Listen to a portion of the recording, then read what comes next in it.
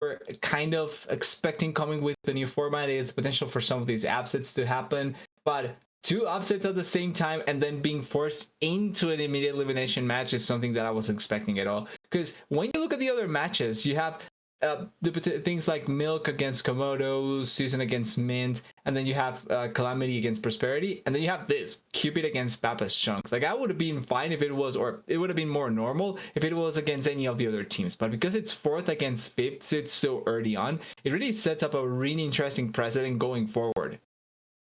It really does, and now I mean, the fact that we're going to lose one of these teams right off the bat is Yep. pretty crazy. And I mean, it kind of just comes down to luck when you think about it. Not luck in regards to who won the matchups. They were won fair and square by the winners. But Yep. the way the bracket plays out here, like fourth and fifth seed are supposed to play each other in the upper quarters. They're not supposed to drop down and play against each other in the lower bracket. But that's where the upsets happen to fall. Those are our only two seeding upsets in the first round of playoffs. They both come right next to each other and they lead to this matchup.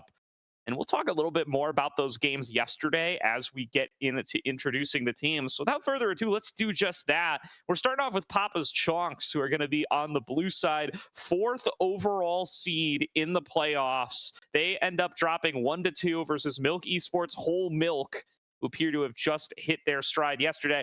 The roster, you know him, you love him. It's Denethor, Wilson, Papa, Chrome, and Only 35. Yeah, a roster that obviously has a lot of names and immediately jump into attention with Denethor, Chrome, Only 35, and Wokao in the jungle. These are four players that are in ACL. If I'm not wrong, though, Chrome did not play yesterday. It was biased here. Chrome was out, so technically speaking, this is now the three NACL players and two players that are really good in tier 3. But it's still a really strong roster. Like, this is a roster that we were expecting to be fighting with those actual NACL rosters, and they were doing for a good amount of time. Now, though, going down into the lower bracket, maybe the last chance we actually get to see these players going forward. Yeah, I mean, and their NACL season is done for as well in terms of Denethor, Wilson, and Only 35. So. Yeah. It's fall ACL, and that's about it that they've got going for them. And their CLOL season will start kicking up before too long as the semester begins, I suppose. But you definitely want to hang on to this ACL for as long as you can, make this summer, I think, a little bit more impactful. I think a very disappointing exit for them in NACL. I think this was Denethor's major breakout split. I named him my first team all-star top laner for NACL. And I named Wilson my most improved. I think he had a hell of a good split as well. And I think you had Only 35 in your all-pro team too, right, TDS? Yeah, I think he was one of the main players that I was looking forward to in that roster, and he is still one of the better supports, I think, in the league. So it's surprising to be seeing them here fighting for their last chance. And also, technically speaking, like you're mentioning, also for Silo, it's important to get that practice. But the longer you're able to stay here, the more opportunity you're going to get of playing with high caliber players and use that as practice for Zillow. So overall, it's going to be important for them to try and keep their spot for as long as they can. That being said, the other side of the matchup is not going to be easy, and it's also a surprise that they are down here. Yeah, and now with that, take a look at who is going to be facing off against them. It's the fifth seed overall, having run the GSL for Pool 2 seeding. Cupid Esports, and they're a roster you might be familiar with. If you watched NACL back in spring, it's Dr. Calculus Bio. That is Adam in mid lane. Hub and Tubbs is what their comp ID has been since making NACL. They have been known as Brurudo historically. As you can see, their IGN is neither of those. I'm going to go with Tubbs tonight, TDS. I don't know about you. I feel like just calling them what we saw at NACL is probably going to be the better choice here. But like you're mentioning, an ex-NACL roster that can be good whenever they hit their stride, but it's surprising to see them down here. And I would argue between this and Papa's Chonccs is a much bigger upset, because seeding wise, yes, Papa's Chonccs is an upset, but when you look at the team that they lost to, they had more, like, the players that were on Whole Milk Esports Whole Milk are better known players realistically. You have Minui, you have Phi Mini, you have Levitate and Cryogen. Like, these are players, NACL caliber players, that are playing as well against them, right? But then you look at who won against Cupid, and it was Deathmark Napoleon. that is a roster that nobody had expectations, or at the very least not that big, that huge amount of expectations on, and they got 2-0 if I'm not wrong. So not only is it in my opinion, a much bigger upset, but it's something that kind of makes me question a little bit on Cupid. Like, what could have been the reason why this happens? If it's Deathmark being really, really good, or if it's Cupid just having an off day yesterday and really being affected by it. Yeah, I mean, look, I'm high on Deathmark Napoleon. I don't know if I'm that high on Deathmark Napoleon, Yeah. but they come out with a huge win yesterday. Big props to them. Throwing a little bit of a wrench into what a lot of people expect to be one of the strongest teams here in the, especially outside of that top four, but maybe even contending with that top four, especially in a world where Pop's Chonccs ended up dropping down. So already some real big upsets here, and you've got to wonder what is the reason for that upset yesterday, right? Was it just an off day? Because they've been playing against other competitive teams and they've been finding success at that level, right? They're playing in the open Yeah. qualifiers right now where they are in a match up against Apex Mission Impossible to qualify for the promotion tournament. They're going to play that this weekend after taking down Milk Esports, Whole Milk, Zero Animosity, and every other team they've run into in the brackets so far. They've been able to take care of them pretty handedly. So they are very close to making it back to the NACL promotion tournament. It's not like, they lucked into this off seeding or anything, but an early drop down in ACL going to cause people to have some questions.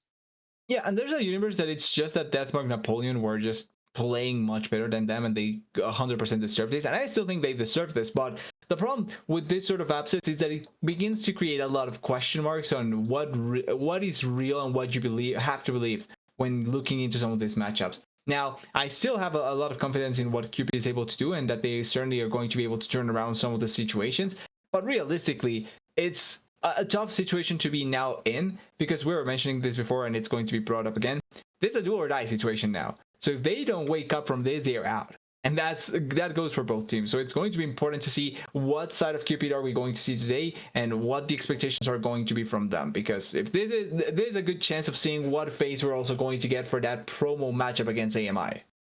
Yeah, and it's a bigger surprise, I would say, for Papa's Chonccs to be down here, but Papa's Chonccs also has access to a lot more excuses.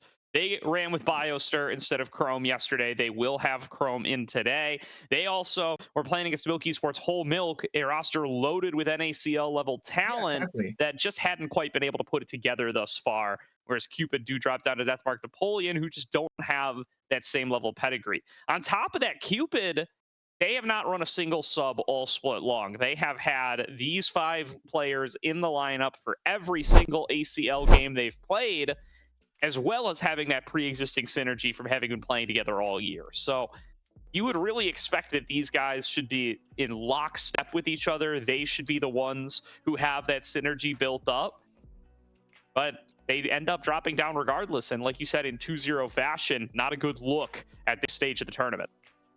Exactly. Just makes you think that the expectations are a little bit out of the window, and you just have to wait and see how it's going to end up going down. I will say though quickly, because now I think there is confirmation that Chrome is actually playing. He's in the lobby, Correct. at least on production. So it's going to be Pitch Cats's got Papa's Chonccs full roster. I'm going to fall into that trap every time. But Papa's Chonccs full roster, and the difference between Chrome and Biostir, let's be real, is quite big. Like, one is a potentially top 3 AD carry even in NACL, or potentially top 5 AD carry in NACL, and the other is maybe not as accustomed as playing with this team as there's probably had a little bit more complication. So I think that having Chrome here is going to be crucial for Papa's Chonccs, and it's going to make a much bigger difference in terms of who can be the carry for the team. Yeah, and that's where you end up really having to look at the mid-jungle duos of these two teams. I think that's where you are willing to give Cupid a little bit of an edge here compared to the Papa's Chonccs team that did just have a pretty solid NACL split under their belts across the rest of the board. I think only 35 in. Chrome didn't play in the most recent NACL split, but he did play in the prior one to great success. Only 35 was there. These guys have been really, really strong as a bot lane, and I already called out how good I thought Denethor was this past split. So I think it's a tough ask for Hub Tubbs and Dr. Calculus to be able to show up and dominate here, but Bio and Adam, I think Bio has been the best performing player on Cupid Esports across Agree. the entire year. And Papa kind of coming out of a little bit of hibernation here, hasn't been playing as much tier 3 lately. And during that time, Adam has really seen a tremendous rise, going back to when he was top 12 ACL last fall with Mirage Alliance, and the run he's been able to make since then with this Cupid Esports core. Not under that org the whole time, but with these 4 teammates the whole time. Yeah, exactly. And keeping that sort of same synergy vibe all the way through here, right? Because it's been what, probably 4 to 5 months now since the start of any of previous NACL. Actually, previous NACL OQs into NACL, into now these OQs into this tournament. It's a long time that they've been playing together, so they at the very least have a lot more cohesion time compared to what Papa's Chonccs have in their favor. And certainly, I don't give a lot more credit. I would say probably the biggest disadvantage that I see here is going to be the top side matchup, because I do think Hub and Top have been able to face really strong bot lanes effectively, but Chrome is still Chrome, and only 35 is a really strong support. And I agree, it's in the mid jungle that I see the access for Cupid to really try and turn around bad situations and make it, at the very least, make an impact in this series. But Big and Ben starting already, Rumble out, Yunara potentially out, Maokai out. Really big difference compared to yesterday's series, where there was a little bit more focus to the mid lane and also a couple of different positions as well. Yeah, I think it's unlikely Papa's Chonccs lets the Rumble through. I think that's Dr. Calc's best champion. A good response to that would be to ban away the Camille. I think that's a fair ban against Denethor as well, although one that a lot of teams have not been respecting as much this split. The other thing to keep an eye on is this Pantheon ban that Papa's Chonccs is hovering right now. Both teams drawing a lot of Pantheon bans over the course of this season, and a lot of teams have. It's a very, very strong pick, but whether or not they're going to be willing to trade that pick, let somebody get access to it, it's going to remain a question coming out of this game number 1, as Papa's Chonccs do choose to ban it from blue side, giving that respect over to the likes of Bio. A first pick Gwen, though, available for Denethor, and he will not pass that up. They snap it up for the side of Papa's Chonccs. Yeah, as soon as the Gwen is picked, the Ambessa gets harbored. It's the typical answer to the Gwen, not necessarily the best or the most or the more controlled one to try and deal with the Gwen, but it's still one of the most straightforward ones, and it certainly can work out in a lot of situations. The body from the ultimate is still really, really good, and already picking top laner, so not really trying to play for that counter pick potential or last pick potential, actually not going for that, but maybe waiting a little bit longer on it. Orianna, though, getting picked already, really nice champion that you can really utilize as effectively as possible in the mid lane, and then has a lot of potential pairings with the ball. The Wukong also has been a pretty consistent jungler that we've seen all around. And I like to point out this whenever the Orianna gets picked and the Nocturne doesn't, how much Nocturne has fallen in the priority list after like a while of playing with some of the other junglers, right? Because it was Orianna Nocturne. Whenever Orianna comes through, you get the Nocturne. Now you can go Orianna anything, and it's going to work out anyway. Yeah, I mean, some of that's some buffs to Orianna, right? They definitely made her a little bit stronger, but made it feel better to max Q, too. You always really would prefer to get to max Q, even though W and E maxes are always in there as potential options. But I do like to see Cupid prioritizing this mid-jungle duo, and yeah, the Orianna Wukong been a really strong team-fighting duo when you are able to get your hands on it over the course of this season. Papa's Chonccs responding with the Galio here as a engage option. And yeah, the mid-jungle duo of the Galio Jarvan been rising up and up and up in people's priorities. This is going to commit them to a little bit of a lower damage jungler if they go for it, but they lock in the Xin Zhao instead, coming through for Wilson. Yeah, instead opting for having a little bit more damage in the jungle position, trying to have a little bit more skirmish power as well, and you still can get a little bit of the combo with the Xin Zhao going forward and the Galio following with his ultimate, but it's not going to lock down people as effectively, realistically, as the Ambessa does come through at the end. Took a little while, but it's still a really strong champion anyway. As the second round comes through, and there's going to be a lot of focus towards the bot side of the map here. Obviously, Rakan already out. Typically, you see an Alistar, Leona, or Rel ban around these positions as well. I feel like Nautilus has been left open more frequently, and it doesn't feel as attacked as much as the other engaged supports. Also, we haven't seen as much not goal. It feels like the flex hasn't really come through, sadly. Yeah. So hopefully a team can try and pick it up, but I haven't felt like any teams are really trying to prioritize that. Yeah, I agree. I mean, the Nautilus as a potential flex has not really gotten into popularity, at least not as of yet. Maybe it's just not quite buffed enough. Maybe it's just not quite fast enough on the clear to be able to accomplish what you need, show up to contest those scuttle crabs. I haven't messed around with it myself. nor would I do it right even if I I don't tried play to. jungle. So, unless somebody starts picking it up, I don't have too much to vouch for. But I Yeah. do think that flexibility is something that gets a little bit underrated still in this post-Fearless era. Still good to have a flexible champion, still good to not let your opponent know what's going where, even though you don't get to do it game in and game out anymore. There is going to be that Corki lock-in for Cupid, getting themselves some strong early damage in the hands of Hub.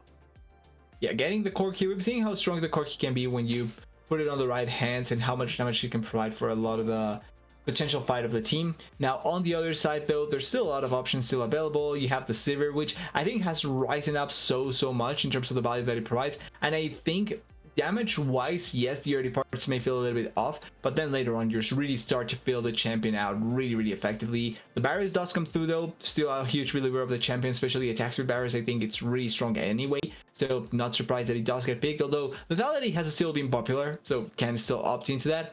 And then as a support, I would expect to see something like the Nautilus. I don't see why they wouldn't go for an engaged support here, although having an enchanter in this position, probably not the worst, although the Nautilus gives you a more straightforward way of trying to play the game with the engage. Instead, the Braum to try and deny from the Corki, not a bad choice either. No, not at all. It's a deny away from Tubbs as well. He's been a big fan, but Tubbs will not pass up this Nico. He's played it 6 times this tournament so far. This will be his 7th Nico game, so he has been a tremendous proponent of that Nico support, more so than perhaps just about anybody in the league, and he will be happy to claim it for himself here in game number 1, not giving any more opportunities for it to be banned away, not giving any opportunities for Papa's Chonccs to take it for their side. And with that, we will round out our game at number 1 draft. A really strong and aggressive bot lane for Cupid here. The Braum going to do its best to try to nullify that. Yeah, exactly. It's going to be a lot on what the Braum can do to try and deny some of the engaged potentials from the side of Cupid. Also to try and make it so that the Barriers can stay as safe as possible. Because realistically, the Shin, the Galio, and the Gwen are all going to try and go forward to try and get onto some of these champions, the squishier ones like the Orianna and the Corki. So trying to protect the Barriers is going to fall onto the Braum. That being said, you still will get a lot of damage value off of the composition from the side of Papa's Chonccs. You have the Gwen potentially coming from flank angles, 2 champions that can get the Galio ultimate as well, which is going to be huge value. And then depending on the situation, I'm not against the Bears opting into the lethality route here, because there's no real tank on the side of Cupid. So you can really maximize the value anyway in that sense, and try and make it so that your team can just get chunked, and then follow up on that chunking damage from the Bears. Yeah. Really good, solid engage, though, from the Cupid side. It's going to be a tough ask for Papa's Chonccs to negate this as much as they can. They have a lot of tools to do it. Don't get me wrong. The Crescent Guard to knock folks away. The Galio and Braum to play Peel and Interference. You've got the Hollowed Mist from Gwen to try to immune some of those abilities as they come on through. But there are a lot of go buttons on the side of Cupid. Public Execution from Dr. Calculus. Bio coming in on the flank with the Cyclone. The flanks from Tubbs as well on this Nico with Pop Blossom. All different ways to start off fights. Papa's Chonccs going to need to make sure that they don't lose track of these members, because any of them could come flying in and get a fight started very quickly with the assistance of the others.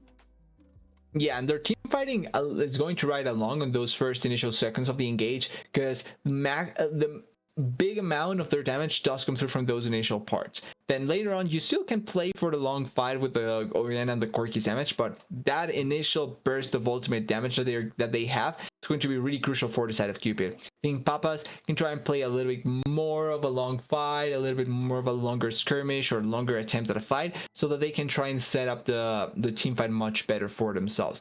Walking or having priority over the river is always going to be ideal for these sort of compositions that have a lot of control in areas and that can poke and also find value off of their ultimate.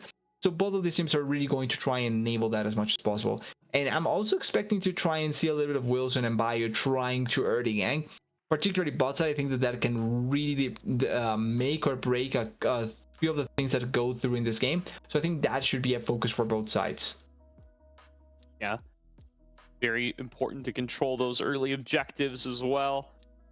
Good to see a lot of brawling in the bottom lane with this Corki Nico setup. And I do expect to see them looking to try to set that lane up for success on the side of Cupid Esports.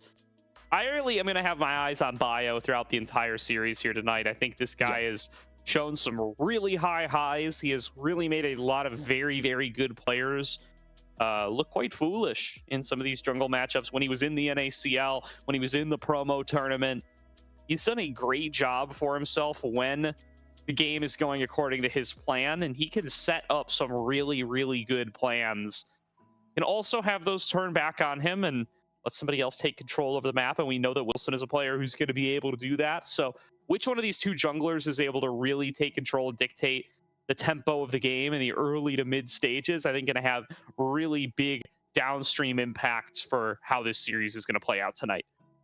Yeah, especially because I would argue for Cupid Esports, Bio is a much more pivotal part to their success than Wilson. Not saying that Wilson cannot be impactful, but more so that if Bio does not find success or does not allow for his team to find success, Cupid can kind of fall over much more quickly because they don't have that many routes to really push the game forward. Where Wilson, if he can find the avenues, it's fine. But if not, it's still really fine if you depend on Denethor or Chrome to really carry the game out for you later on anyway. That's why I think the duality here is going to be important to see, and see how much value Bio can provide for the team or how much power he can give to everyone else. Really going to be a huge game, a huge prove-it series for Bio here. Each prove-it series for all of Cupid Esports. Remember, you know, Papa's Chonccs, they're here mixing and matching their NACL team with some other players, right? Chrome took a bit of a split off after he couldn't make things work out with Blue Otter. Now coming to hang out with the team in a bit of a last-minute roster swap. Papa coming in here has been a long-time Winthrop mid laner, but has kind of taken a back seat to Sword in the last couple of seasons. So hasn't really been much of anywhere over the course of the last calendar year. But Cupid Esports, I mean, this is a 5-man lineup built to requalify for NACL, built to try to be competitive at the tier 2 level, staying together after being relegated to try to continue to improve and fight their way back in. And these are the kinds of teams you have to be competitive with to be able to really call that mission an all-around resounding success. Yeah, and they are really trying their hardest to be able to pull it off. I think Cupid, like you were mentioning, really close to being able to achieve that, having to go one more matchup in that NACL OQ qualifier before being able to accomplish it. Not an easy matchup, but it's still one of the close ones they can try and go for. And one of the things that kind of makes this interesting is kind of the duality of both of these teams with the sort of players that they have. Because Bar Papa, it's an NACL team against a close to be NACL team, right? Tier 3 against tier 2 sort of team in both sides, and kind of the shows the objective from both sides. I think Papa's Chonccs more for trying to have a quote-unquote good time, but still trying to win and practice it out really well, and Cupid, I think, trying to pan out the things that they need to have prepared better so that they can re-qualify to the NACL. It feels like showing a little bit of the dualities of both rosters and what they are looking to accomplish in general with the idea that they wanted to go for here in this tournament as well. And ACL has a proud tradition of tier 3 upstarts coming in and being able to beat out tier 2 players in this event to really build up hype around themselves. A couple of years ago, that was Denethor and Wilson on that Winthrop University roster that did run and win the ACL 2023 fall, beating out a lot of big names that you'd be familiar with in the NACL. Actually, at the a PC roster even. Yeah, I mean, beating out players who would go on to make the LTA or the LCS at the time just a few months later. They had an incredible run there, one of the more dominant runs we've had throughout ACL playoffs history, and then winning a tight 5-game final. And after that, you know, people were mad for Winthrop University. We were all excited to see them qualify into NACL, see Denethor in particular as this kind of next up-and-comer.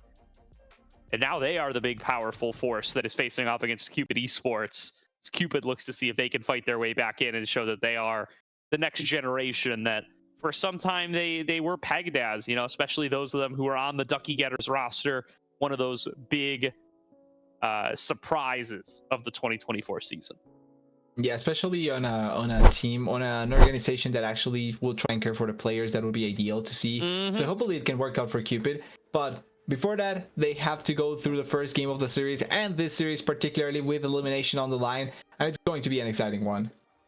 Welcome to Summoner's Rift, Papa's Chonccs against Cupid Esports. It's the matchup we expected in the bracket that we didn't. Elimination on the line. Day 2 of playoffs for these two teams. They're both being upset Of on course. day number 1. And just like that, we're into the pause. We get some more time to just let that hype cook up. The rule of thumb really needs to be whenever we expect that there's no pause, there's going to be a pause. So we just need to wait it out a little bit more before actually starting to enjoy the game. But doesn't look like nothing much is going to end up happening. They were all just staring at each other, trying to get a little bit of vision, a little bit of control. Nothing out of the ordinary for an early level 1. No, I didn't see anything too crazy in the rune choices or the summoner spells either. You know that Denethor is a player who has had some crazy good laning phases on the Gwen, right? You Yeah. can have your kind of two different flavors of the Gwen. Some people just farming it up, waiting until they can get to like level 11, spike on items, and then start getting involved. But others will play it very, very aggressively from minute number 1. And Denethor has definitely shown us a little bit of the ladder in certain games, in certain circumstances, Yeah, where likes he the feels trading an patterns. opportunity to put it together. Likes those trading patterns, those aggressive baits that he can go for. And as long as it works out, it's going to look great. But especially for how I kind of think of the way that Papa Chonccs do like to play, having Denethor be ahead and be serviceable by himself is always going to be really ideal, because then you can put more resources onto Chrome, and that's going to create that dual carry potential that you'd love to see whenever it can work out effectively. But if he falls behind or not, maybe putting more attention to him can be a little bit more ideal. But it's weird that that happens, right? Like, Denethor has been a player that realistically hasn't been a liability in that sense. Like, it's really rare that he loses lane, and even more so rare that he ends up being a liability for the team. Like, he either comes out even or he gets ahead, and he's able to be really valuable for the team. So I'm not expecting that to be an issue for the side of Papa Chonccs either. I'm not expecting it to be an issue. I'm more concerned if I'm Cupid Esports, right? I think Dr. Calculus, he's been, especially after 2024, a lot of us in Tier 3 were very, very excited for this guy, for his continued growth. I think he is a very smart player. He has a big role in shot calling. And when we were in lane swap meta, I think that really it was an asset for him. But as of this season, when he has to do a lot more of that one-on-one laning, sometimes he can get checked by some of these really strong top laners that we have here in the NA ecosystem. I think it's been our strongest role for the last couple of splits. You've gotten to see that over promotions to the LTA. Guys like Surdy, guys like Zamudo already moving on up, and other players who have been so dominant at the tier 2 level. But with Dr. Calculus, he has not taken that step up, I think, to be an incredibly great laner who can just really slam some of these guys in the one-on-one. I think Denethor can be that guy, and has been that guy in quite a lot of matchups, especially this year. So looking towards Dr. Calculus to be able to go even here, I think that would be a big win for him. I completely agree, though. I think Denethor is going to be the heavily favored top laner in the matchup all night long, and we're going to be looking to see just how big of a difference he can make for this Papa's Chonccs team. Yeah, unless something really weird happens and like he gets consistently checked, I that's going to kind of feel like the reality for this. In the same way that I think that's going to be kind of the reality for mid lane in this matchup, because Adam has been really consistent, has been really good. I think he's been one of the better shining lights for Cupid roster as well. And Papa has come back to tier 3. He's trying to return to that form like you're mentioning. He's trying to make himself be a valuable member once again, and that in and of itself does take a little bit of time, and going against stronger and stronger mid laners will really change how the perception with him is going to be, but also how much he can do, or how much or how little he's going to do as well. Yeah, and Papa, no stranger to tier 3 success either. He was in that 2023 ACL we were talking about, where Denethor and Wilson ended up champions. He was playing on Keep Pathing Bot, that Lotus affiliate team that I think of famously as being like a big breakout point for Sajed. Yes, he was on Lit Esports as well, but he also played on that Keep Pathing Bot team, where he was just a monster. He had so many crazy 1v9 games that split. Well, that really brought him out into, I think, like made him really explode, to put it like that, before going into the Lit Esports roster and then even going higher than that. So certainly you find some of these rosters that are going to keep making the next stars happen, kind of like that Mark Napoleon could end up being. Yeah, I mean, he goes from that lineup to FlyQuest Challengers, right? That's kind of the start of Sajed's Tier 2 career, and that's the beauty of Fall ACL, right? Is players play there, and then they go on to bigger and better things, and yeah, you know, maybe it was the split before, but ACL's in Fall, so it's always the most recent thing they competed in. And it's the hardest as well, because we get the better players all in one place, trying their hardest, obviously. Definitely. That has been the story for many LTA players in the past, many NACL players in the past. See if this year that reigns true once again. We get into that split and this split, which has been our far more competitive summer than we often have, and it's been a joy to watch thus far. The fact that teams of this caliber can already be in the lower bracket, a testament to what the level has been over the course of this split. Exactly. We'll find out which one gets to move on. A flash in from only 35 does not connect the slow, but Wilson is here regardless, going to look for this knock-up onto Hub, trying to flash his way out to safety. Will create a little bit of additional space. The slows connect, but there's not enough damage to find the kill. Yeah, just enough to be able to escape there. It is going to be flash out for Hub though, and a really good attempt down there. But funnily enough, it was such a heavy commitment by only 35. He messed up the Q, so he wasn't able to hit anyone with the flash Q in. And then even though Wilson is able to arrive to the place, realistically, the amount of value that they get, bar that flash, that it's important. Oh, Calculus. Yeah, Dr. Calculus realizing what a dangerous position he's in, wants to try to sneak the kill back. Oh, Denethor is dead. He survives with a sliver of HP, and yeah, like you called out, Bio is here on the response. Denethor is too low. He is flashless. He does skip over the wall, but Bio reads it. He knows where this guy is hiding out, and first blood will go to Cupid.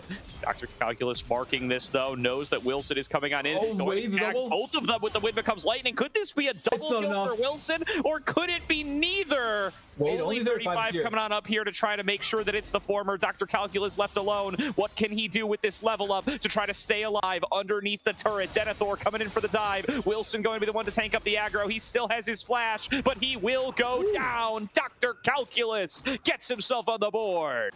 Hey, all in all, that's a pretty good trade for Cupid. They get the kill onto Denethor. They force the teleport out from Denethor as well. They know that the problem was topside. Oh, wait, Papa can get it. No way.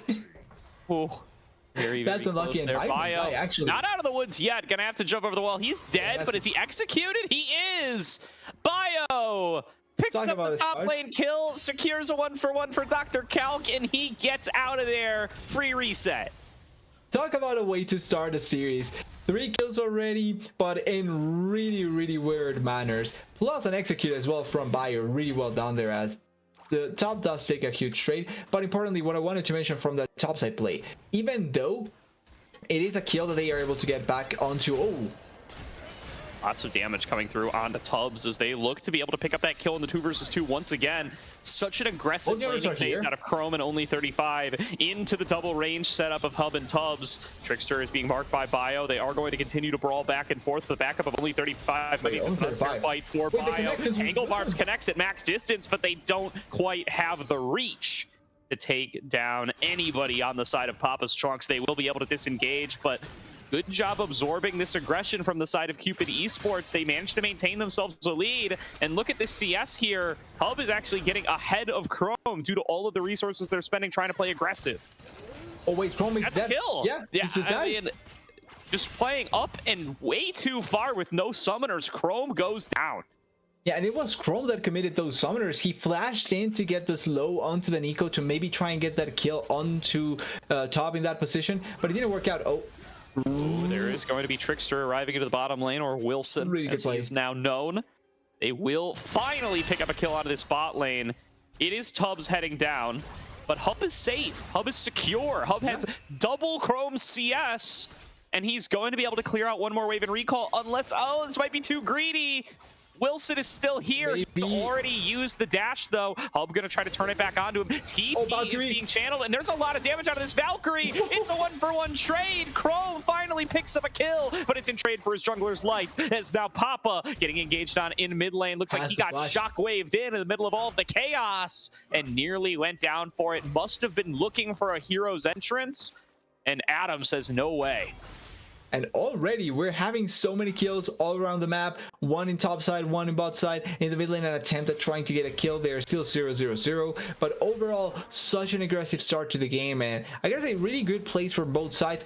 Have to argue a little bit on Hub there, staying too long, even though he gets the kill. He does give up the kill once again to Chrome. And in a situation where he could just have been ahead in a really in a good enough manner, now you're going to give the chance for Chrome to be able to come back. They are trying to set up a play down here on the bot side, so Hope has to be slightly careful. And also I wanted to check if Chrome got the kill after the Xin Zhao died or before that, because I wanted to see if he got the buff, but he didn't, so it's going to be just a normal trade.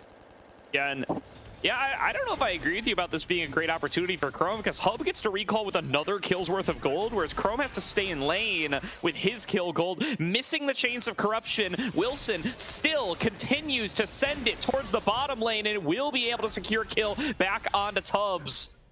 It will be more gold into Chrome's pockets. Now he's got a second kill to try to reestablish him in the game, but I still do want to draw attention to the item discrepancy here.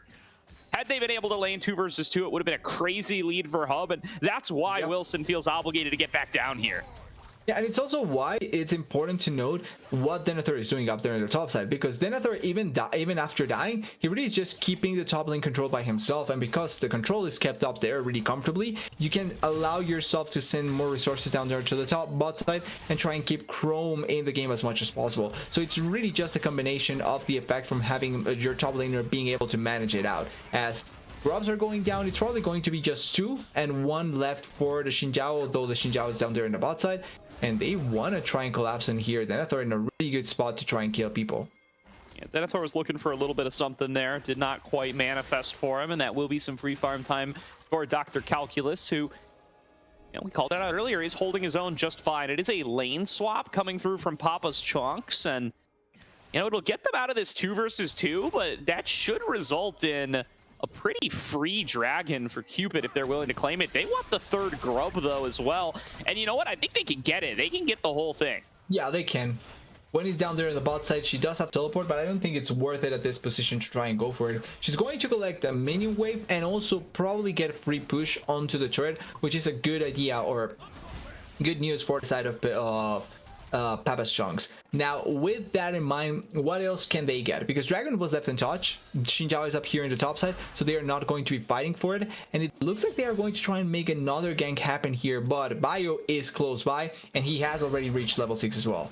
Yeah, it's a surprise with all the time that Wilson is spending camping for Chrome and only 35 that he's able to stay up in CS with Bio, but really well done there, making sure that he's here at the right moments, but still able to pick up his CSs. Yeah, an attempted escape here from Adam. He's already flashed, he's already ulted, and I don't think he's created the space to get away. Wilson will hunt him down, picks up a kill in mid. Yeah, that was with flash as well. Surprised at the flash. Oh, well, looking for the knockup on the top blossom. Tubbs going to be able to connect it only onto only 35. Chrome is already backed away, but there's the double knockup from Bio. Turret aggro went the way of Hub, so he will go down to Chrome, but it is a 2-for-1 trade. Bio going to be the recipient. He picks up one, the other going to Tubbs. 2-for-1 trade, overall 2-for-2 though, because of what happened in the mid lane with Adam. But they also open up a little bit of space now for Dr. Calculus, able to get the free space to push the turret, now back away and go back into the top lane. It still has teleport, so now there's a slight summoner lead as well for the side of Cupid to really get a fight going in their favor. And when, for all that she tried to do there, teleporting doesn't really accomplish much. Definitely. They feint CS lead to Denethor, but nothing too crazy here. Really impressive game out of Wilson, though, I do have to say. I think Bio has gotten less done for about the same amount of CS, even though the responses have been good. And now Bio going to be caught out and finished off. Papa going to be the recipient of that kill. And this is going to be first dragon to the side of Papa's Chonccs. Big stun connects in mid lane thanks to those concussive blows and gives Papa a big advantage in the trade.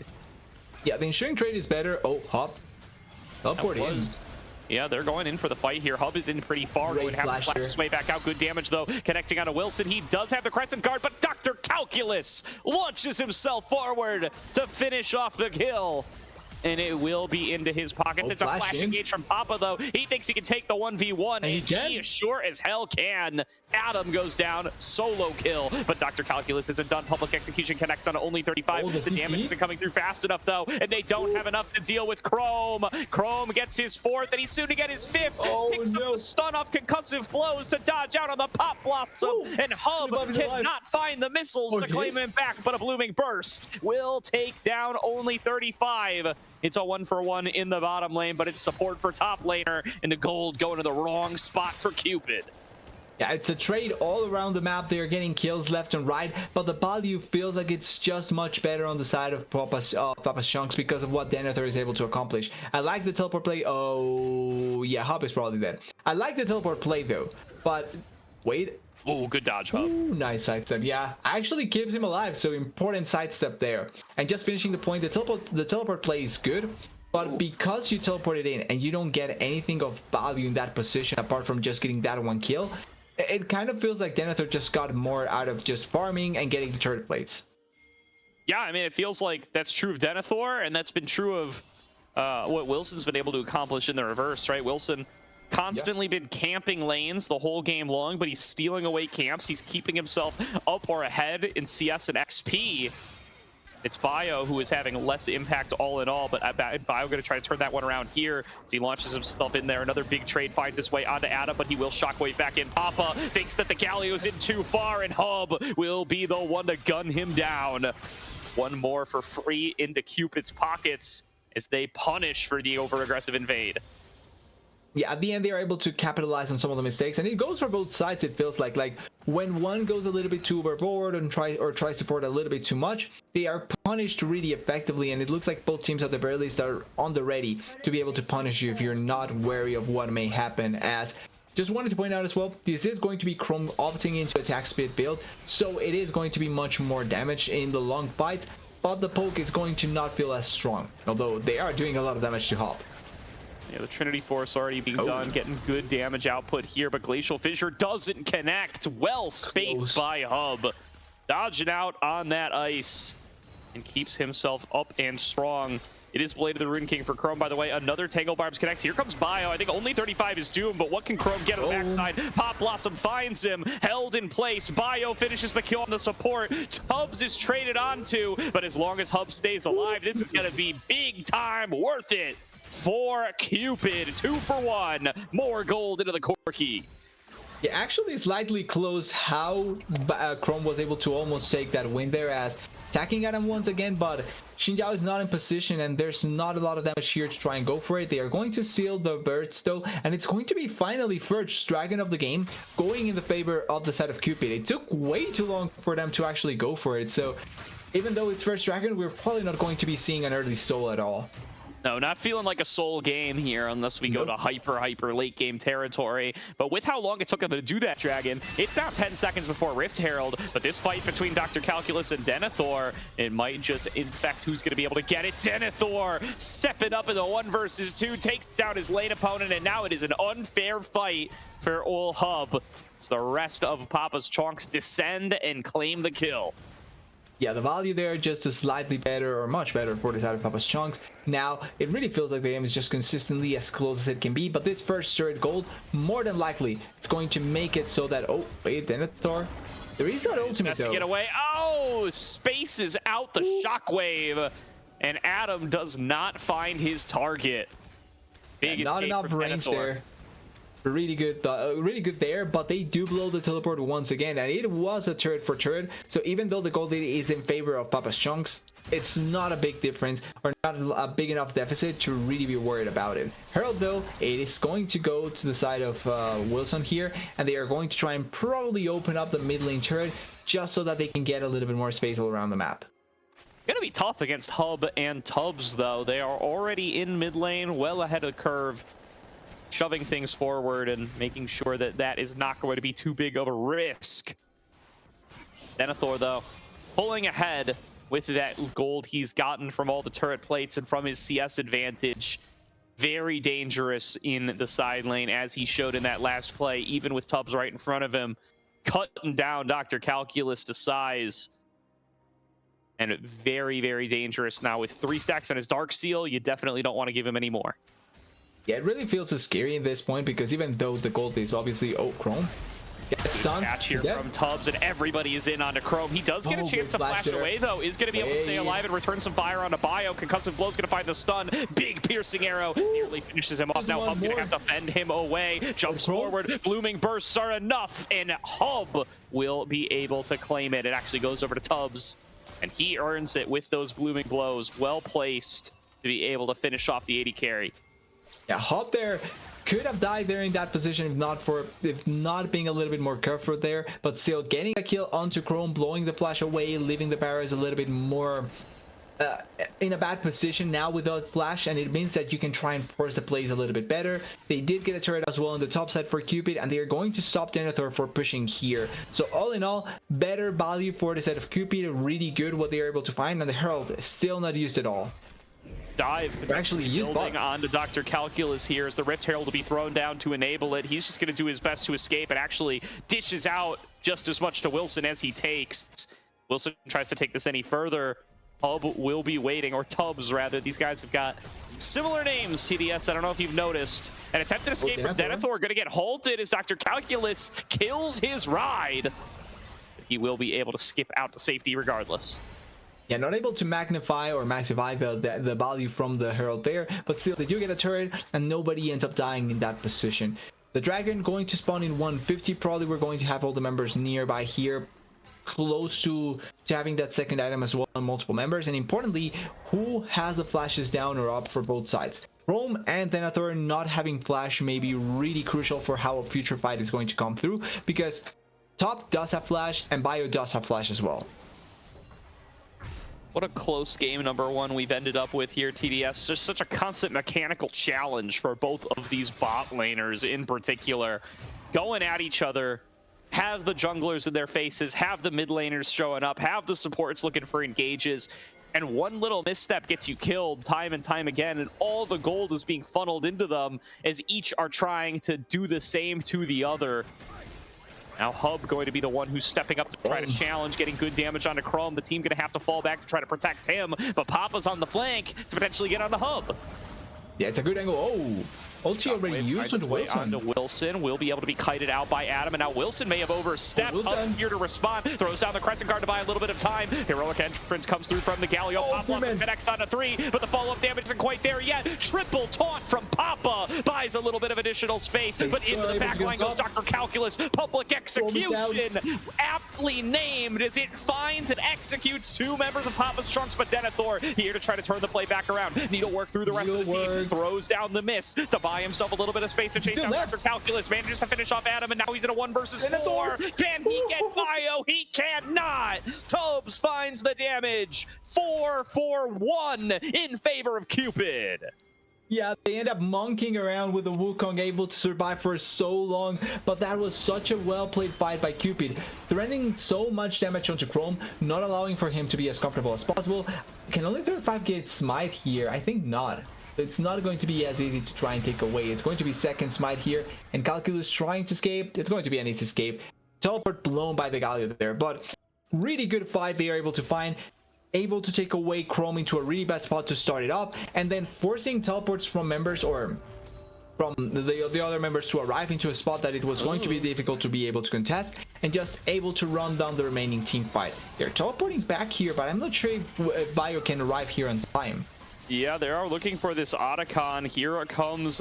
Tubbs trying to find a little bit of an angle on in the TP coming on forward, though it is going to be Denethor getting torn to pieces as he finds himself in the 1 versus 5, healing so much though off those snips. It now going to try to turn it on to Hub, almost able to take him down, and all the while his team does secure the Otacon, and it's in trade for his life. Pop Blossom finds its way onto 2, and an execute will be successful onto Chrome. Dr. Calculus in the back line, taking public execution as an escape route as he finds his way on only 35. Wilson trying to brawl it back out alongside Papa, but the damage may have left them. Low health bar, anything will do though. Wind becomes lightning, finds its way onto Dr. Calculus. Phosphorus bomb would have been the death of Wilson, but he's able to dodge out on it in time. 2 members of Cupid fall, 3 members of Papa's, but it is a secure of the Otacon going the way of Papa's Chonccs. Yeah, it ends up being Atakan for Dragon. It is only second Dragon of the game, and it's going to be also based on the Rift Chemtech Soul. So not necessarily the best Soul roll possible, and the Atakan going into the favor of Papa's Chonccs makes it a little bit closer here. But still, most of the team fights going the way of Cupid. They have so much damage in their arsenal thanks to the core keeping 2 items already, and the Rihanna reaching that second item as well. And Dr. Calculus is playing such a good fight, as such a good game as well. In general, finding the right targets, taking away so much time from the side of Papa's Chonccs, and also able to connect really good ultimates. Now, moving their way into the top river. Baron going to be on the menu in a couple more minutes. And rocking that Otacon, the Thornbound buff, still so impactful. Cupid Esports with a faint gold lead, but probably not enough to offset that buff. Denethor is behind Adam, and I think he's already done for it. It's just a matter of time, but how much time can he buy? He dodged out of the wind, becomes lightning to be able to make it take longer for Wilson to chase him down. Still trying to run it on out. Another will becomes lightning, does find him, and Denethor will claim that kill, his third of the game. And the response from Cupid is to take the mid lane turret. Yeah, going to take 2 ops into the easy trade there. Really good kill they're able to find onto Adam. No flash there either, so the escape was going to be close to impossible. And for as much as the arena does provide a lot of value, now behind in CS 1 and 5, the Shockwave is really what's going to be the difference maker for her, because at this point, it doesn't feel like the Rihanna by herself is going to be making a lot of difference. A 1 and 5, not the most successful game from Adam so far, but can always be impactful with the shock waves. Yeah. So we'll just be clearing out waves. But how close the game is, right? Like, for 23 minutes now, it's been consistently close to the nail for both sides. The kills are really close as well. Only 3 difference, but the gold is all in favor only by 400 gold or 500 gold now for the side of Cupid. The difference is so small that it really feels like any time, at any point, one bad fight can really define the game here. Certainly can. Death timers are getting long. Less than 90 seconds to go on this upcoming Dragon, and it looks like it's going to be perfectly synced with the Baron spawn, forcing a decision between these two teams over which objective to play for. I think if you're Cupid, you definitely do not want to trade for the Baron. Papa's Chonccs don't want to give up soul point, though. Bio marking inside that bush, and over the wall comes Wilson. He wants to get the fight started. He connects the knockup, and Bio's got nowhere to go. He flashes back over the wall with the exhaust on top of him, and that's enough. All the engage tools were blown to get over the wall in the first place. Nobody can chase the monkey any further, and the whole while Dr. Calculus is pushing top lane. Yeah, the whole time Dr. Calculus is far away, someone can respond to the bot lane turret while the Papa is able to come back here and try and protect it as well. Chrome is eating a lot of damage. He has to be extra careful here.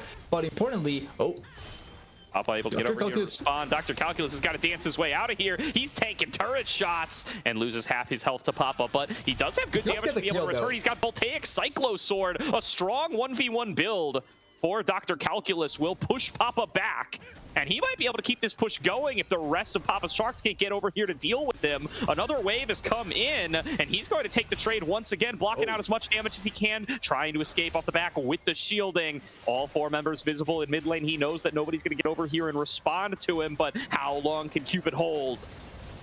The only real thing that put a stop onto Dr. Calculus there was the turret, because Papa was going to die if he taunted him once again. That is a lot of damage that Dr. Calculus did, and even though the turret does not fall down, it's still nothing that the side of Papa's Chonccs were able to get either. Like, maybe control over the spot side now, and the Dragon is up, but it's not like they are trying to rush it just yet. They maybe are playing for a teamfight avenue. Calculus!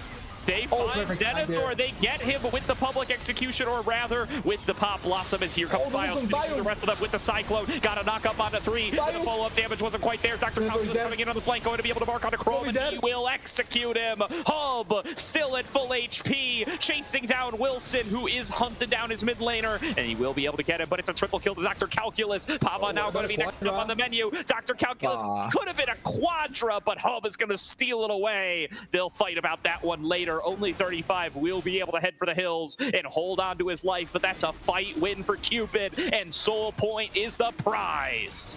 Greedy AD carries always stealing the kills from other members, but that was such a good fight by Cupid. Not only finding so many good angles to really find their backline, but they're waiting on the right time, getting onto Denethor as quickly as possible and locking him down even with the mist, meaning that after it went out, it was completely going to be manageable to be able to kill Denethor. Kill Denethor quickly, find Chrome as well in the process, and yes, Adam may die, but Adam is 1-6. His value really is a shockwave, and that's it. And that's why Cupid playing away from that instead around Bio, around Calculus, around Hub is such a smart attempt, because now they are getting more opportunities to be able to fight it out and also kill the priority targets quickly. Yeah, but you can't just ignore Adam either. He's got the double dot build. He's got the CDR boots, so he's going to continue to shield up the team and keep them secure. If you ignore him, well, still dishing out not insubstantial damage. It is a tough decision for which of these carries to focus, but definitely the wrong choice in that last fight where Hub is able to just run amok untouched, and an excellent angle from Calculus on the flank once again. Now 6-3 and 6. Showing up on this Ambessa, showing why so much prio has been placed on this pick for him all split long. Yeah, and it was also a counter pick, right? So picking it into Denethor, thinking that he was going to make it work out, and so far it's worked out. Maybe not in the laning phase, but after it, when you're forced into the fights, he's been doing such an amazing job at trying to maximize the value of it. As the bot lane is getting pushed a little bit, so there's going to be a little bit of attention pulled away from the bot side and the Baron bot, as Hub needs to run away. Yeah, there were 4 members out of there, but will be able to do so without too much trouble. All 10 players grouped up around this Baron, by the way. Bot lane completely abandoned, no dragon, no interest. They're just going to try to ARAM it for the time being, clearing out waves, buying them space to safely enter the all-seeing Baron pit.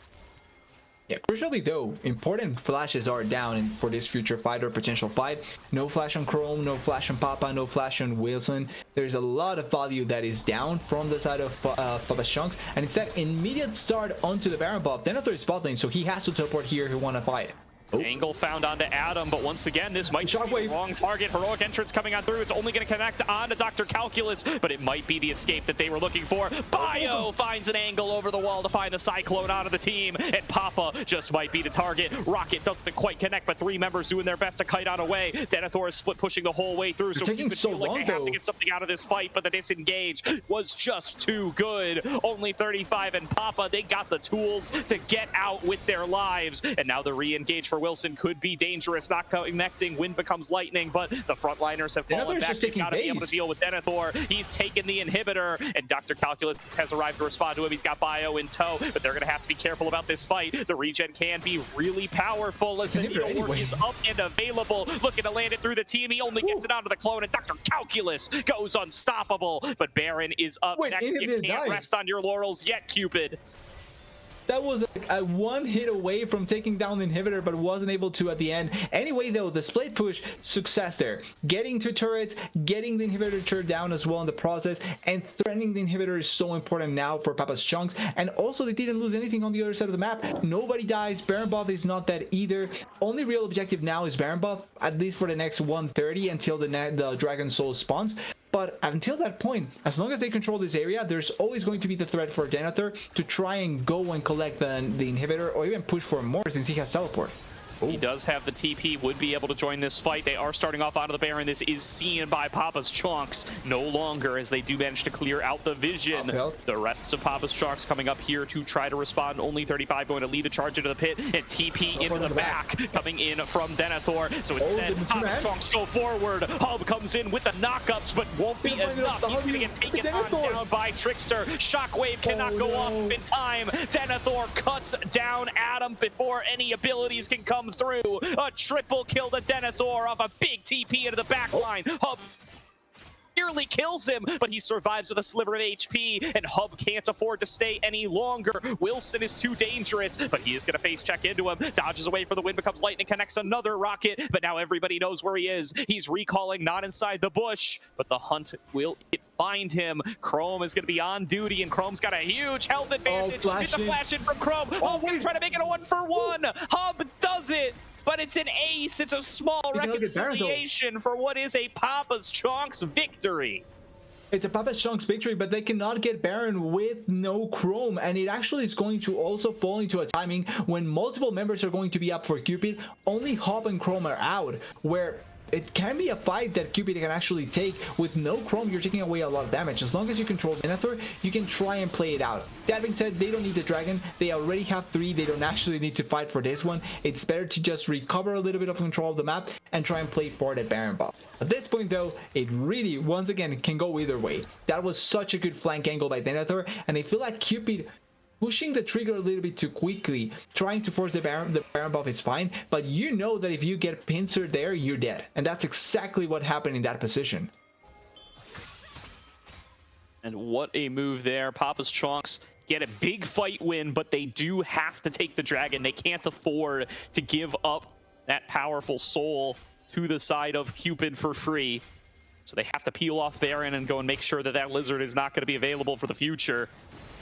Back to brawling over mid as Hub steps up, gets tons of damage onto Chrome, and dodges away from the chains of corruption. Ends up missing the Glacial Fissure as well. There's only 35, and they've blown so many abilities already. Can Cupid find a fight? If there was ever going to be one, it would be right now. Chrome has soloed out Adam, and diving into the combo backline. Dr. Calculus is Trickster, but they will be able to focus him down before too long. Papa gets big damage off the Winds of War, and it will be an execution of Tubbs. Still, all 5 members of Papa's Chonccs are standing, but they don't have a clear path out.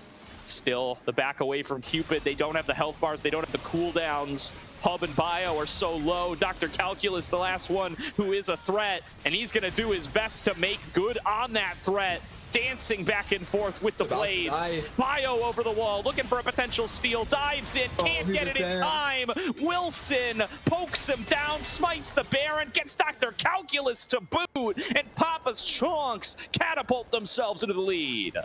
Another 5 they are able to find. It looked like maybe Chrome was out of position, but instead it's actually the side of Cupid that are out of position. Last member down, and it's going to be a really strong pitch. The side of Papa's Chonccs now able to push onto the Nexus. They have minion waves in top, minion waves in bot, minion waves in mid, and just an objective to try and take down the base. Maybe not the game just yet, but certainly at the very least try and force it a little bit better, as Adam does have ulti. Yeah, all right, Chrome's gotten too big for his britches here, although it might be a 1-for-1 again. Dude just cannot get anything done without being traded onto, and it actually ends up being a 2-for-1 for Papa's Chonccs. I apologize, Chrome. I was not familiar with your game. Enough to be able to force it now. They have multiple members here in the base. It's only Bio and it's only Calculus now against Denethor, and 3 more members pushing. Not sure if it's going to be enough to finish the game, though. The disengaged power has just been too strong for Papa's Chonccs. They win several fights in a row in definitive fashion, and it is not enough from Cupid's comp to be able to fight back. The damage, the amount of gold they had built up on Dr. Calculus and Hub, they just can't put it in the right places at the right time. They can't sync up their fights and win them quickly enough. Oh no, Calculus! Only 35, Wilson and Denethor. Keep playing on the sides. It's just been too much. Dr. Calculus might end up going down here as well. Not enough just yet to die there, but only 35, just a sliver of health there. They have teleport on Adam if they want to try and look for something, but the minion waves are pushing. They cannot force so heavily here, and that means that everyone is going to get out of the base scot-free, as Hop is trying to look here for pushing the wave and stopping them back in case they can try and go for it. It's not going to be connected. He needs to run away. Looking for the engage yet again. Denethor. It's Denethor on the flank, and he is scaled and dangerous. Tubbs will be cut down. Bio and Dr. Calculus heading for the hills. The carries are at their flanks. They need to regroup and try to defend. 3 inhibs down. It is just these 2 Nexus turrets and these 4 members of Cupid trying their best to stay alive in game number 1. Papa's Chonccs approach from the bottom. Dr. Calculus finds a big flank on towards only 35, but the damage just will not come through. Bio is down. Adam is down. Dr. Calculus is stunned and will fall with the rest of his team. It's an ace for 0 to Papa's Chonccs in game number 1. Hard fought, but belongs to PC. it looked like it could have been the game for the side of Cupid. There were a couple of moments here and there that it really could have gone either way as well. But Cupid were fighting it out so well. But that Baron buff play, the one where they threatened for the teleport of Denethor, it didn't come through. And then after it, it came through when they were forcing it so heavily, really ruined the game for them. They lost out on so many things. They died a couple important members died there. They didn't lose Baron buff immediately, but that really was a turning point. And you can look at the damage. Look at Hobbs' damage at that game. But then it's just simply not enough if you're not able to close out the kills. Yeah, really close back and forth there. And there was a time in between that 20-minute and 30-minute mark where Dr. Calculus was popping off on the flank team fights. Hub was able to stay alive and dish out the damage, and it looked like they might be able to come up with it at the end of the day. And I mean, Hub still with nearly double the damage of anybody else on the map. An immense performance from him, but they could not put the pieces together in the actual team fights, and the disengaged tools that Papa's Chonccs drafted for themselves, they were enough to win out the day. Yeah, they were able to pull it off, and importantly, they did it in a manner that was a recovery from what was happening, because I feel like there was situations that were making it difficult for them to be able to close out on some kills or some fights, but at the end they're able to close it out so effectively. Now, game 1 out of the way, there's still at the very least a game 2, and I think there's a lot of positives that the side of Cupid can take, same for Papa's Chonccs, but particularly what I would like to see them a little bit more, it's in their mid lane, because I think that Adam was caught out of position so many times. I think that maybe giving him a little bit more of a playmaker, or in that case, or if not, a champion that can have a little bit more agency maybe early on than the Orianna, could be more ideal. And have them work together with Bio to try and find more value elsewhere than just a mid lane. Yeah, I think, Cupid Esports showing a lot of competitiveness in this first game. This feels like it has the makings of a 3-game series. If they are able to find a draft for themselves, they definitely need to be able to get a little bit more out of mid lane, though. An incredibly quiet game from Adam, or maybe quiet's the wrong word, as he's getting picked off before these fights could even begin multiple times here, whether it be Denethor or it was even Chrome towards the end there, getting a couple of solo bolos up against the Orianna and dying without Shockwave going off. I mean, an absolute disaster, even if we're talking about how much value the Orianna can have even without gold. Yeah, in general, the value that she has, it's not going to disappear in the game, but it felt like Adam was getting picked off quite a bit, not really finding those huge ultimates that can trade or make like a big difference in how it's going to come through. And at the end, it did cost them a little bit in how they were trying to close out the game. But for game 2, if they can change that, I can see them having a better chance at winning it out. Yeah, well, we will find out once we get to game number 2. We're going to throw it to a quick break here, but first, I do want to give a shout out to Zen Market. Zen Market is your one-stop solution for buying products directly from Japan. They'll help you buy items from over 10,000 shops, as well as place bids on auctions on your behalf. They'll even consolidate all your items safely in one box and can ship internationally. They provide excellent customer service in 19 languages, which is why Zen Market is trusted by over 2 million users worldwide. Check out the panel below the stream or click the link in chat to try them out now. If you sign up with promo code Aegis, you will get 1,000 yen off your first international shipping fee. In addition, check out the special viewer giveaway by typing !giveaway in the chat for your chance to win a Nintendo 64 courtesy of Zen Market. Thank you to Zen Market for supporting us and the ACL. We will see everybody after a short break for game number 2. 迅速な発送ですぐにお届けします。あ、ボクセット？あ、大丈夫？でも直接来てくれたの？これって漫画みたいだったね。しかも今衣装着てるし、花でもあれば完璧なのに。完璧だよ。壊れ物だから自分で届けたかったんだ。あなたって完璧。ありがとう、ゼンマーケット。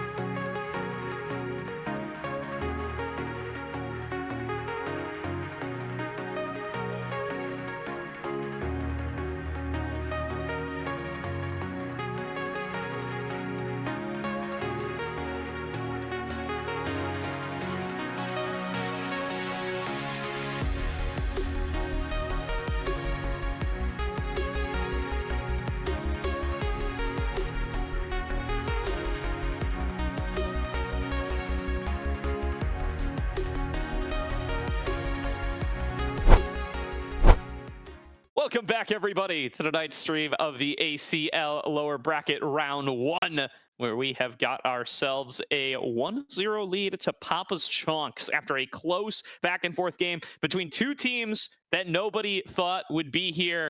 This was supposed to be an upper bracket matchup, TDS, but it is a lower bracket elimination series after both teams find themselves upset yesterday. Papa's Chonccs currently in the lead to keep their ACL dreams alive. Yeah, they are still here trying to fight it out, and they're doing a really good job. I think for a huge part of the game, it was extremely competitive. Like, it could really go either side. There was no like clear favorite at one point, but then that fight in the Baron Buff really ended up cementing the lead that the side of Papa's Chonccs were able to get and close out the game. Now, with that said, I still think there's a lot of positives that Cupid can take out of it, and they can try and play with that. And as long as they are able to replicate some of that positive things and not the bad things, they can try and take a game. I think this could go all the way, like you were mentioning before. Yeah, I definitely think if they're able to shore up a little bit of the mistakes here, if they're able to get themselves a draft that maybe is a little bit less stylistically countered, if they're able to have a better presence from the mid lane, I think Adam definitely not going to be happy with his performance in that game in number 1. I think there's a lot of opportunity here for the side of Cupid to be able to find themselves a win and take this to game number 3. Do not know the side select yet, but we will be finding that out here very, very soon. And then we will hop into draft. Find out. I mean, all in all, checking back in on our items to watch, think Wilson looking very good out of the jungle. Bio not quite able to set the pace for the jungle the way that he wanted to. But Dr. Calculus, I think, looking good from the top lane, better than I expected from him. Was getting a little bit pressured early on by Denethor, but absorbed it nicely. Yeah, exactly. And I want to touch a little bit more on that point with the junglers, right? With Bio and Wilson. Because one of the things that really ended up setting up quite a bit of the pace was the fact that Wilson kept on going on repeat to the bot side. 1 time, 2 times, 3 times, consistently going down there. And it worked out for quite a bit. It also was eventually countered by Bio. But that sort of aggressiveness really set the tone for what Wilson was trying to look for. A lot of plays happening all around. And it made it so that Bio had to be ready to respond without really having the agency to make the plays himself, but instead being the one wary of the plays that were going to happen. And then also, I think the difference in the top lane was impactful to a certain degree, because even though Denethor died a couple of times and Dr. Calculus was able to get some good plays in general, Denethor still was essentially winning that matchup all the way long. Yeah, I mean, getting to scale that late on the Gwen always going to be incredibly dangerous. I mean, highlight to that one Baron fight where Papa's Chonccs were able to disengage for so long. They were able to get everybody out, even when it looked really dicey. And during that whole time, Denethor takes an inner turret, takes an inhibitor turret, and gets an inhibitor down to just a tiny sliver of HP, nearly able to trade back kills when they come to collapse on him as well. That's the kind of presence of mind that really set PC into a position to be able to win out that game. The map pressure that he was able to exert, and he's able to get into really powerful flanking positions from there as well. Yeah, they were really good, and it worked out massively there. But now, with those 10 champions out of the way, there's going to be adaptations that need to come through. And I want to see what does Papa go through in this sort of game now, because without the Galio, there's other tools that you can try and go for in terms of having the playmaking mentality, but it also means that you're going to have to go for a little bit more damage oriented and less tanky. And he was caught in positions that were a little bit questionable as well for a lot of the game. So maybe it's going to affect them if he goes back to playing a little bit a squisher champion that has to be way more wary about his position. Yeah, it's going to definitely have some impact there. I'm very curious to see what the pools look like for top lane going forward as well. The Gwen and the Ambessa, I think, been big picks for both of these players throughout the split so far. The Gwen drawing a lot of bans for Denethor in particular. If they continue to ban away his Camille, I mean, the Aurora is still on the pool, but that's also something that Cupid can take for themselves. Adam has been a big Aurora player throughout their season. They can play it on both sides, and it wouldn't surprise me to see some priority towards that pick coming into game number 2, with the Orianna and the Galio both off of the table. Be a very powerful team fighting tool for whoever is able to get it. And if you take that away from Denethor plus the Camille, I think a lot of his bread and butter is then gone, and it starts to open up a lot of questions about what the top lane matchup is going to look like, because it does look like Cupid is taking themselves blue side they will get the first crack at the champion pool. Yeah, changing sides, trying to see what they can go and pick first and take away from the previous side. Maybe changing up some bans as well, because if I'm not wrong, in the previous game they were forced to ban away the Pantheon, so maybe this time around they leave it open, try and take it for themselves, or like you're mentioning, they go for the Aurora. Those stronger champions that feel like they are really straightforward and people occasionally kind of ignore, even though they shouldn't at all. So it's going to be interesting seeing how much it's going to change, and also where in which places they want to adapt as well. Maybe they want to have, instead of a more bruisery oriented jungler, much tankier jungler with the 20 as well as possible, or if they want to go for a point and click sort of jungler with the buy that has the assault and battery to try and reach the backline. I also just remember it's assault and battery. I hate myself because I missed that ultimate in the caster thingy, but that's apart from the point. It used to be assault and battery. It's cease and desist now. It's cease and desist now. Yeah, I hate that they changed their names. It changed a lot. I'm not good with champion ultimate names. I'll leave it at that.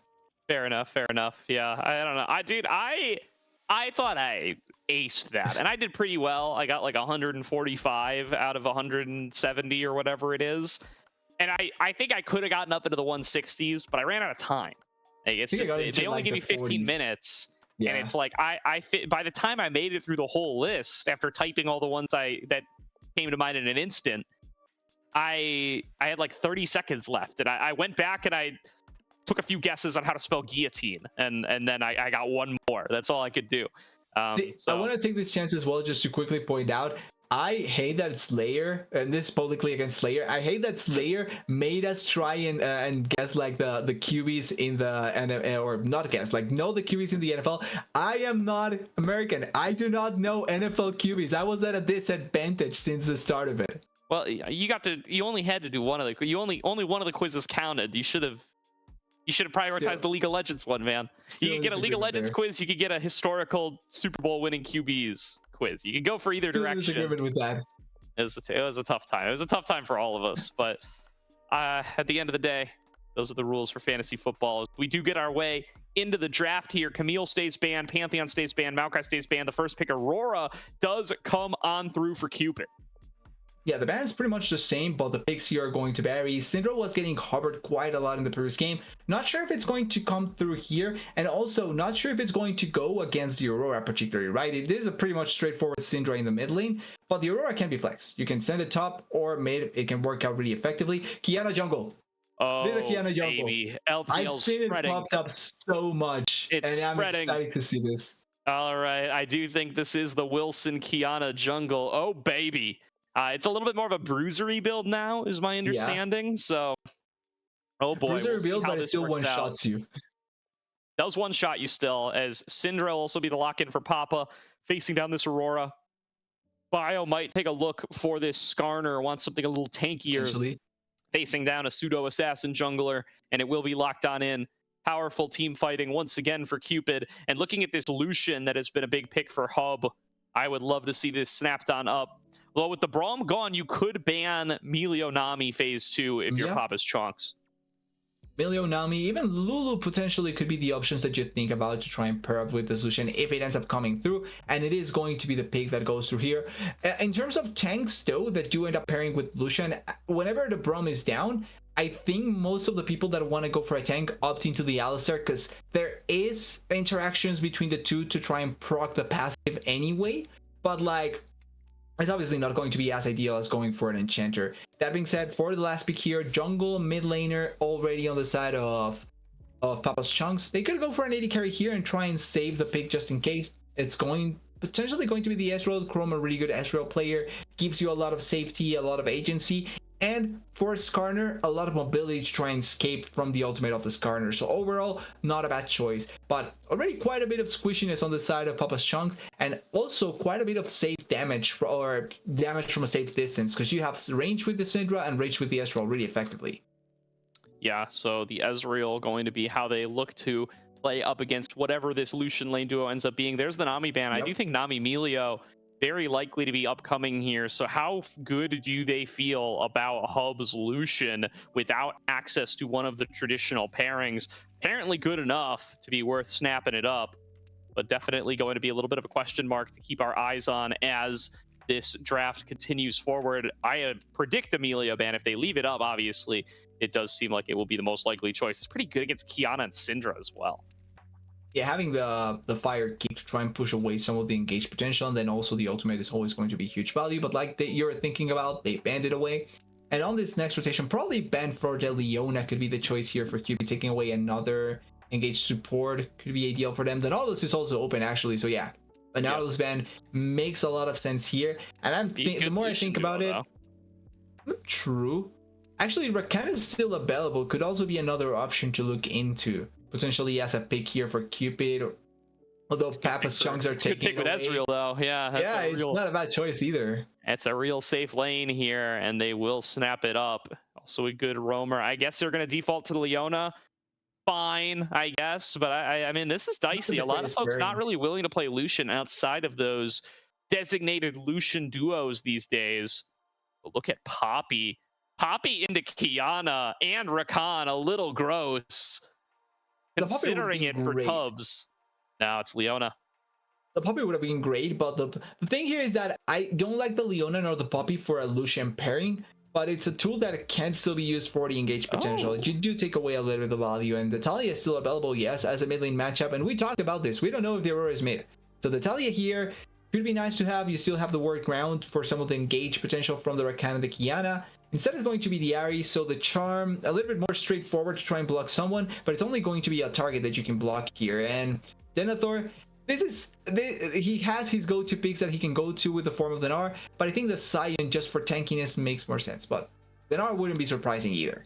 It's his go-to in most situations. It's an interesting choice. I think Sion fits better with the composition, but you know that Denethor would like to be lane dominant. He will snap up the Sion, so he will make the choice for the team here. And now, Papa's Chonccs find themselves some powerful team fighting, some good range, some good non-committal engage as well, with the Syndra firing out some of those Scatter the Weeks. Cupid, though, great team fighting here, great reset potential, and the skirmishing is very, very strong. A very mobile team here with the Lucian and the Ahri as the carries, as well as the Aurora. Yeah, exactly. Having quite a bit of value in the team fight. There's a lot of avenues for them to really get the game going in their favor in a lot of situations. And laning wise, you also have quite a good amount of opportunities here. The top lane should be run by the Aurora just because of the range. And then in the bot lane, you still do have a good amount of opportunity thanks to the Lucian's early game power that you do have. And you can still force an engage and try and delete someone with the damage that they do have in the bot lane with the Lucian Leona. It's not going to be, I don't think it scales much better than the Ezreal, and lacking an Enchanter support does take away a little bit of your combo potential as well, but overall not necessarily a weak champion to go for. For sure. So now, with a few minutes to go on the spec delay, the jungle matchup has taken a turn, TDS. Skarner been a pocket pick for both of these junglers throughout the season, but could not have two more different junglers other than the fact that they're both Ishtal. Ishtali? I think Ishtali would be the adjective. Yes, I guess so. I'm gonna say it's definitely pronounced Ishtal. By the way, way too many casters out here saying Ixtal's impact. Kiana's from the place. The X is there. Yeah, but she's from the place. She says the word. She says Ishtal. It's Ishtal. Yeah, I think following on the Kiana probably makes more sense here. But if I'm honest with you, funnily enough, I can see this sort of matchup happening, but like in the inverse. I would look at Bio more so in the Kiana than on the Skarner, and Wilson on the Skarner instead of the Kiana. Not saying that they cannot play them, but it just feels like from what we've seen so far from each player, it just feels more natural to see them with these champions instead. Yeah, I definitely agree with you there. And I mean, to be fair, under the name Trickster, I do recall a lot more carry performances out of Mr. Wilson. He is a big Viego guy back in the day, and that's a pick I still associate with him quite a bit. And Bio has always been a big Skarner guy too. I think even in the NACL, he played a fair bit of the Skarner. But I do agree, you know, you expect to see Bio, I think, a little bit more on the flashy picks, just given how this team has been structured. And similar, you expect to see Trickster a little bit more on enablers, although Papa, I think, a lot more of a supportive player towards the rest of his team, similar to the role that Sword often fills on the full Winthrop team. The big carries on this team, Chrome and Denethor, or of course Mobility when he is in that lineup. Yeah, in general, it's the sort of kind of setup that you kind of are able to see for what Papa's Chonccs have, it feels similar to that Winthrop roster. I would say arguably improvements in bot lane and mid lane to a certain degree, essentially. But in general, just a really strong roster that they can pull off here with a similar idea and similarities in how they probably want to play. I will say though, for this game particularly, the change up in jungler for the side of Cupid can work out a little bit better, not because the Wukong wasn't necessarily effective or didn't find good ultimate angles, but I think the lack of a tanky player or a tank champion in that previous game really made a big difference in terms of how they could approach certain places. Because most of the time, if they try to go into any place or any fight, they were getting chunked down immediately. So this time around with a tanky champion, with someone that has such a big AoE ultimate that also can attract people towards their plays and try and lock them down for the Leona to follow up, this corner can really make a big difference to how the game could end up going. And if I'm not wrong, we recently saw a really good Skarner performance. I'm not sure if it was yesterday or last week, but it was a really good Skarner game recently we saw in the ACL. Yeah, definitely been some very strong Skarner performances, especially when he was like a super meta and was just getting picked every game. Yeah. We got to see a lot of really good little Skarner mechanics, little moves, you know, being able to set up for your own ease off your ultimate and stuff like that. There's little bits of tech that you can do with the Skarner. I do still think the butt wiggle still works. Correct me if I'm wrong, but I do still think it's optimal to turn around as your ultimate ends. You get a little bit of extra distance for where you are pulling champions to that way. Probably, I'm not a Skarner guy, but I think it probably Cats still Flowers something. would know this. Yeah, we need to make a phone call soon and try and ask him if he knows about this interaction or not.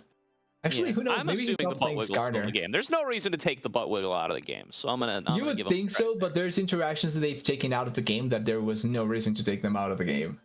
This is true. All in all, though, very curious to see the Qiyana. That's going to be the big question mark this game. My least favorite ultimate ability in the game, by the way, for we were talking about ultimate ability names earlier, TDS. Qiyana, I know it, but I do hate it. I did not remember the name, to be honest. I was thinking it was Supreme Display of Mastery or something Talent. like that. Oh, it's called Supreme Display of Talent. It's the worst ability name in the game. I rant about this every time, but you know what? Qiyana's coming back. I'm going to do my rant again. First of all, the ability contains a qualifier about how good it is in the name. Terrible idea.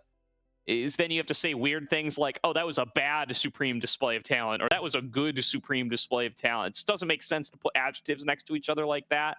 And also, it's way too long, dude. It's what is it? Supreme Display of Talent. It's 7 syllables. That's more syllables than Super Mega Death Rocket, which is an ability that's intentionally long as a joke.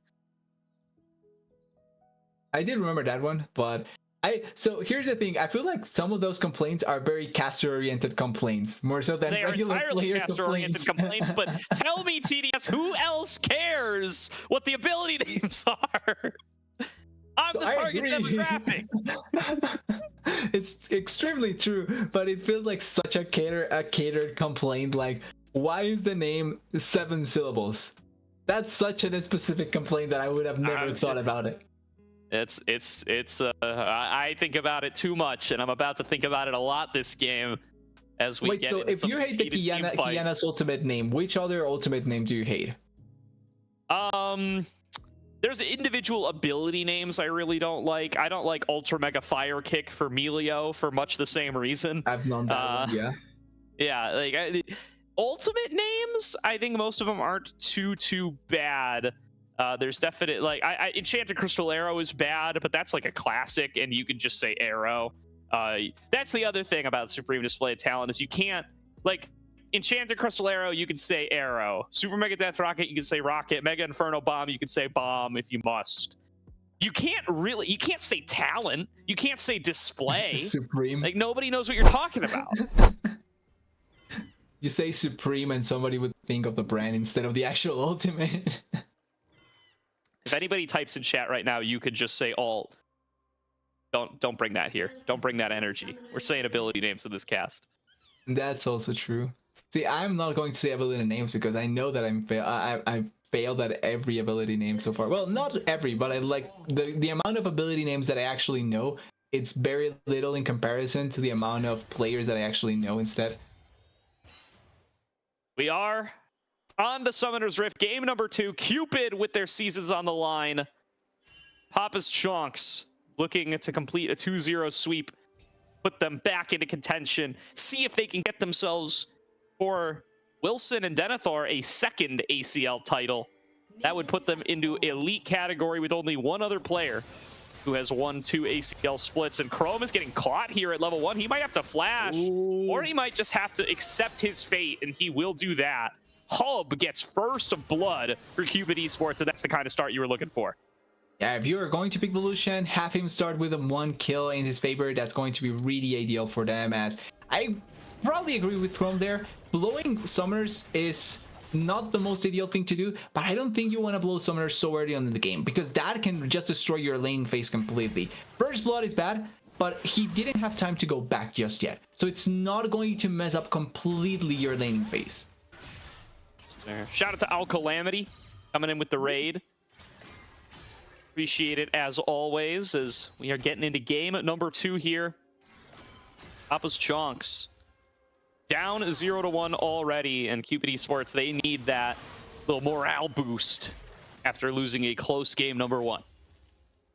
Yeah, they want to try and turn around the situation. They want to make it so that they can fight it out here really, really well.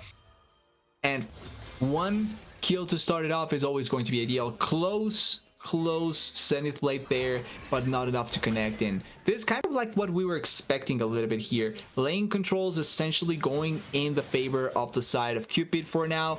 Top lane and bot lane really, really easy for them, and then mid lane could be a little bit more contested, but even then Adam is doing such a good job at pushing the issue here. Yeah, actually really great trades from Adam to kind of get himself back into the conversation. Was looking like he took a bad trade early on, but he's been able to pull himself back, really landing some of these double Qs here. Just kind of the main laning RE mechanic. Yep. If you can get right at the edge, get both halves, get the true damage half especially, makes a big difference for how well your trading ends up working out. Between the side lanes, both pushing up very, very far. You were up against anything but a Skarner, I think you'd be a little bit uncomfortable as Wilson, but luckily for him, I don't think fears too much of an invade coming through from the likes of the big Scorpion. You never know. He comes in from the side of the wall, he pulls you into the enemy, and then just stirs you as a big, what is it, a scorpion? In the face. Scorpion, like, that's yeah. so scary. Yeah. No Impale yet, though, and will be the first one to reach the Scuttle Crab and has the backup of his bottom lane. So this is where things are tough, but a solo kill for Papa. Connecting Scatter the Weak. Hub going to try to return fire in the bottom lane. Oh, but no. who's already here? It's Wilson. Tubbs now going to have to try to make sure that his bot lane partner is able to get out of here in time. Hub going to be able to cleanse away. The last bit of damage will not be found. A flash away from Hub. The auto attack will not connect. And now they're trying to turn it back onto Wilson. Bio does have some damage in an AoE, but look at how No way Hub they're is alive. turning it back. Tubbs stays alive. Rock connects onto Chrome and only 35, and they've all got How a are they flash alive? out of there to keep themselves alive. Cupid and Papa's Chonccs all going bell for bell. Cannot quite find themselves the kill.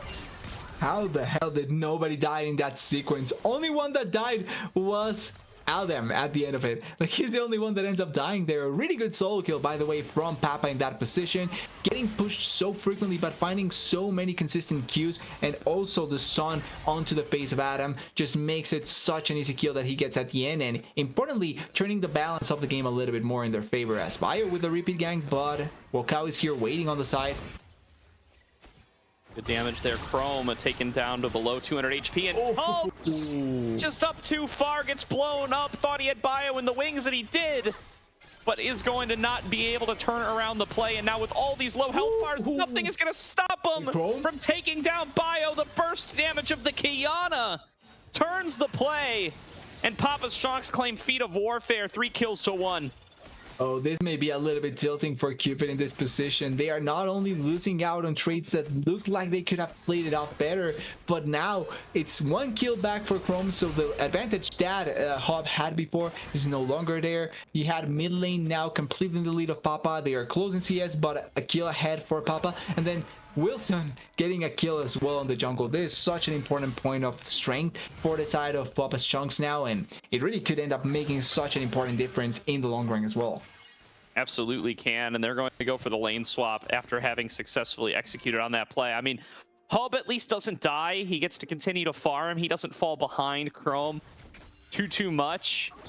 But that kill going over to Wilson is a bit of a disaster. Nice dodge from Dr. Calculus here. Gets Denethor to crash into the wall with his attempted unstoppable onslaught, hugging that edge very closely. And now Dr. Calculus has got to get out of here. He doesn't have the flash. If only 35 is able to find the knockup, not quite getting it. Exhaust comes through, but it might be too little too late. Dr. Calculus trying to dance, cannot dodge the shots from Chrome.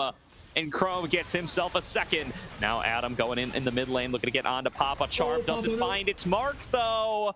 And Papa is able to get out with the flash. Yeah, Adam able to escape there, to not connect the charm there. It's really unlucky because that could have been such an easy kill for them to try and collect, getting back something in their favor after that death in the top side, which is quite detrimental for them at this point. And the problem is that for the side of Cupid, they are consistently losing out on so many plays and so many trades all around. The only real shining light at this point is the fact that Hub has a kill and it's close in farm to Chrome. Because apart from that, mid lane is losing, top lane is losing, bot lane is equal, but a little bit in favor of Hub, and then jungle is losing. It's all going wrong for the side of Cupid, and it's really bad for them. After such a good start, after having that beautiful trade in the bottom lane, having let that slip away here, see if they're going to be able to pull it back, though. It's only a 1k gold differential in favor of Papa's Chonccs, and none of it sticking with permanent objectives yet. Bio not level 6 yet, though. Taking a recall, whereas Wilson is level 6 and is making a beeline towards top. This could be a backbreaker for Cupid as they go aggressive onto Chrome, connecting the Zenith Blade, taking Chrome to half HP, but look who's almost here. Wilson arrives to the scene, it lands the ultimate and claims the life of Hub, and Tubbs is going to be in for the same fate before too long. One more jump forward, one more element, one more kill into Wilson's inventory. A 3-0 start on his Kiana debut. A really huge supreme display of talent there by Wilson, able to not only get on top of the Lucian, but stopping him and killing him immediately. Really unlucky for Hub there, and it really feels like the game is falling into pieces for the side of Cupid. Like, nothing is working out for them, nothing feels as effective, and it's just feels like a matter of time before they just cannot find anything in their favor. Even Dr. Calculus is losing so heavily on this trade. Starting to return fire a little bit here, does have himself a little bit of a lead, but yeah, that addition of the ability to have a little bit of magic resist, making things much more difficult for what has been a strong laning phase for Calc so far. Ultimate is thrown down. He's not going to be able to dodge out in time. He's going to take a full decimating smash, and Denethor with a solo bolo as Scion. Yeah, the ultimate was popped, but he was still just destroyed.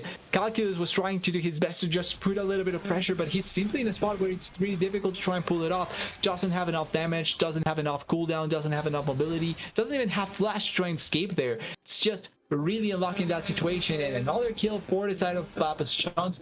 They are 7-1 at 9 minutes. Oh, wait, Wilson.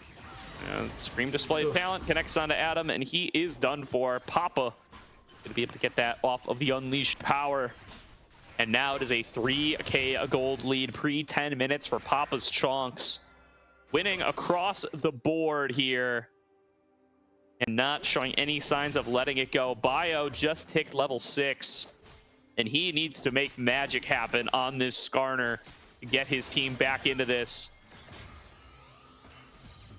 It's gonna be difficult. He really needs to find an angle somewhere to make it work out, but the problem is that there's not a lot of places to look into as Chrome engaging, but they are finding, oh no. Turning fire here with the culling Hub to be able to get some nice chunks there onto Cupid Esports, or onto Papa's Chonccs rather. It is flash out from Hub. Yeah, and Chrome, I mean, he's a level up on Hub, he's 2 levels up on Tubbs, and the backup of only 35, he feels no fear, although here comes Adam roaming over from mid. Flashes in, doesn't connect the charm. And it just feels like everything is going wrong for Cupid. They still can't find the plays. They commit the flash, the ultimate, everything from Adam, and they walk away with nothing. Nothing is working out for them, and the problem with this is that their composition, for all that they have, it's not necessarily a great late game comp either. So they're going against a Syndra, going against an Ezreal, going against an Kiana that already has a full lethality item. That's just to send a message. That's to cycle for the Unsealed Spellbook, but yeah, that's rough. You know, it's more damage than the Leona's doing otherwise. It's also more damage than the Ahri's doing based on how a lot of these plays have ended up going. And well, if you don't connect your charm, it's a little bit difficult to actually deal damage. Wilson, not meaning that it's extra damage, just that you need to be able to connect at the very least. Wilson picks up the dragon. His second objective here, and Papa's Chonccs in full control of the game here this early on. Cupid are going to want to have to fight at these early objectives, want to use the skirmishing potential that their team comp gives to them, but they got to at least get onto a legendary item for some of these carries, and so far Hub the only one who's going to be able to meet that criteria. The only one that actually has something to utilize in their favor for fighting. The other members are going to take a little bit more, and thankfully the dragons are not going to be necessarily a big objective. This game doesn't feel like because of how late the previous one died, but it's still something that you're going to have to be scared about. Oh, Papa. Ooh, Solar Flare good connects. Flash there at the very least. Yeah, Charm gonna force the flash out. Zenith Blade connects anyway, but follow-up's not there without the Charm, and now here comes Wilson. Oh, wait. Tubbs is already so low. Scatter the Weak doesn't connect. Charm doesn't connect. And Adam is gonna get forced back. Supreme Display of Talent connects, and Wilson in an instant puts him in the dirt. Still making this Kiana look imbalanced. Yeah, you see, at the very least, that is an actual supreme display of talent. Really well done by Wilson in that position. Getting the kill onto Adam, trying to save the life of the Leona, but instead his is forsaken at the end. And it's going to be another attempt here at the turret. Bio hovering on the side, but it's not going to be enough. And Venator really doesn't care. Bio having a solo queue jungle game here, as all of his lanes are just getting crushed here. The potential exception being bot lane, but bot lane is where Wilson is showing up first and foremost. Bio takes a little bit of a drift in the side of the wall, but cannot make anything happen. It really doesn't feel like they can find a lot to go for it. It's either this dive that they are trying to look into or nothing else. And the Rakan is also on the back. They actually don't even have a minion wave. Yeah, trying their best to piece something together here where they do have numbers, but it's taking forever. They might just decide to force it. Here comes only 35. He will be up here before too long. The wave is going to arrive first. Can Bio get through the wall and make a play? Ishtal's impact coming on across. Wilson cut off from the rest of the team. Dodges out on the impale. And now here comes only 35. Looking to charm up some targets underneath the turret. True Shot Barrage comes out across Chonccs down hub. Wilson getting chased on the opposite side by Bio. Will get thrown away by the Supreme Display of Talent. Papa coming up to disrupt the rest of the play. Wilson dancing, dipping, and diving through the fight. Will not be locked down. Will walk away with a kill. And only 35 gonna look to make it 2. Bio gets him into the wall, though, picks up his first kill since level 1 for the Cupid Esports roster, but it is a lost fight regardless. Only 35 gonna stay on top of him. Just calling over the team, says, hey, anybody gonna grab this? Nope. I'll take it myself. 12 kills to Papa's Chonccs.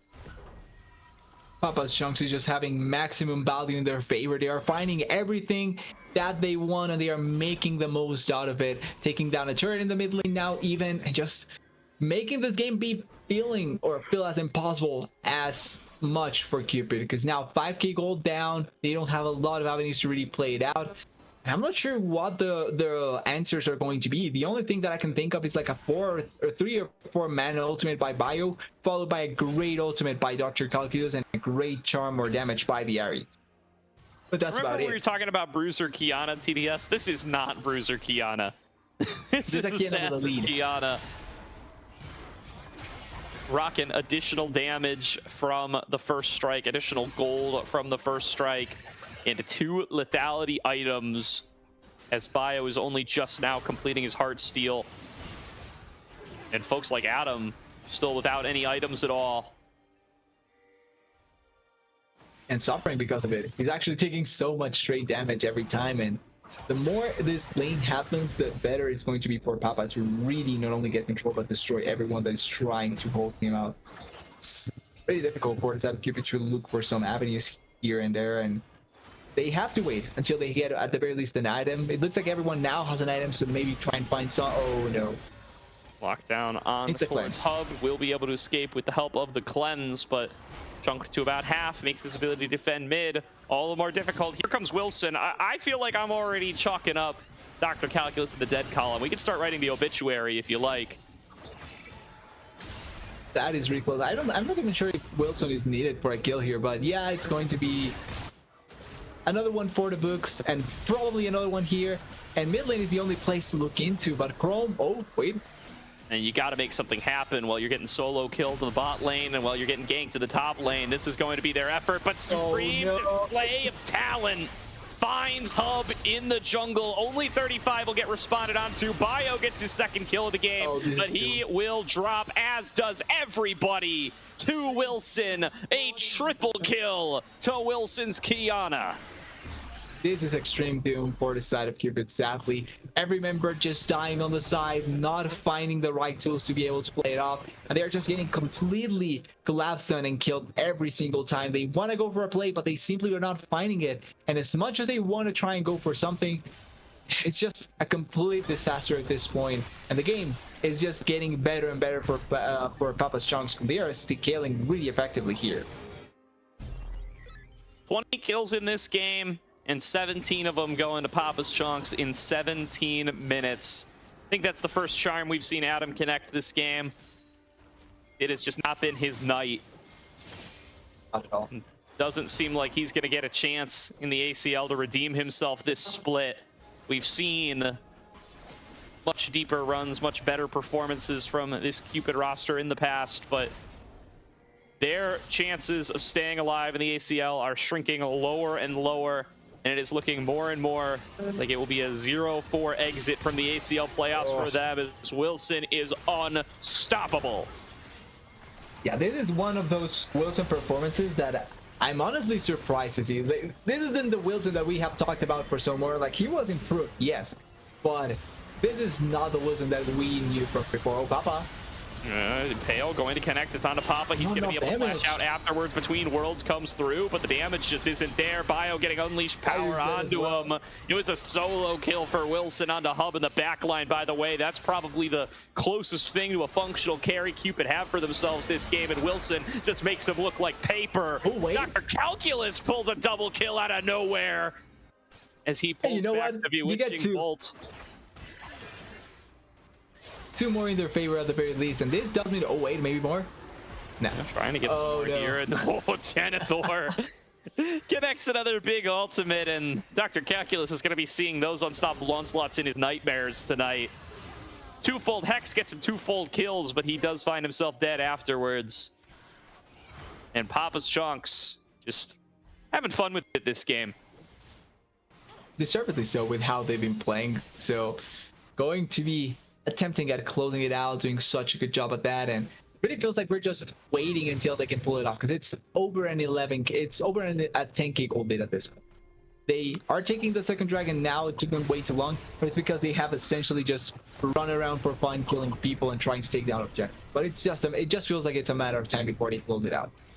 Yeah, I mean, pre-Baron closes are hard to do in 2025, so I think a 25-minuter likely in the cards here, unless Cupid opt into team fights that cause them to lose the game here.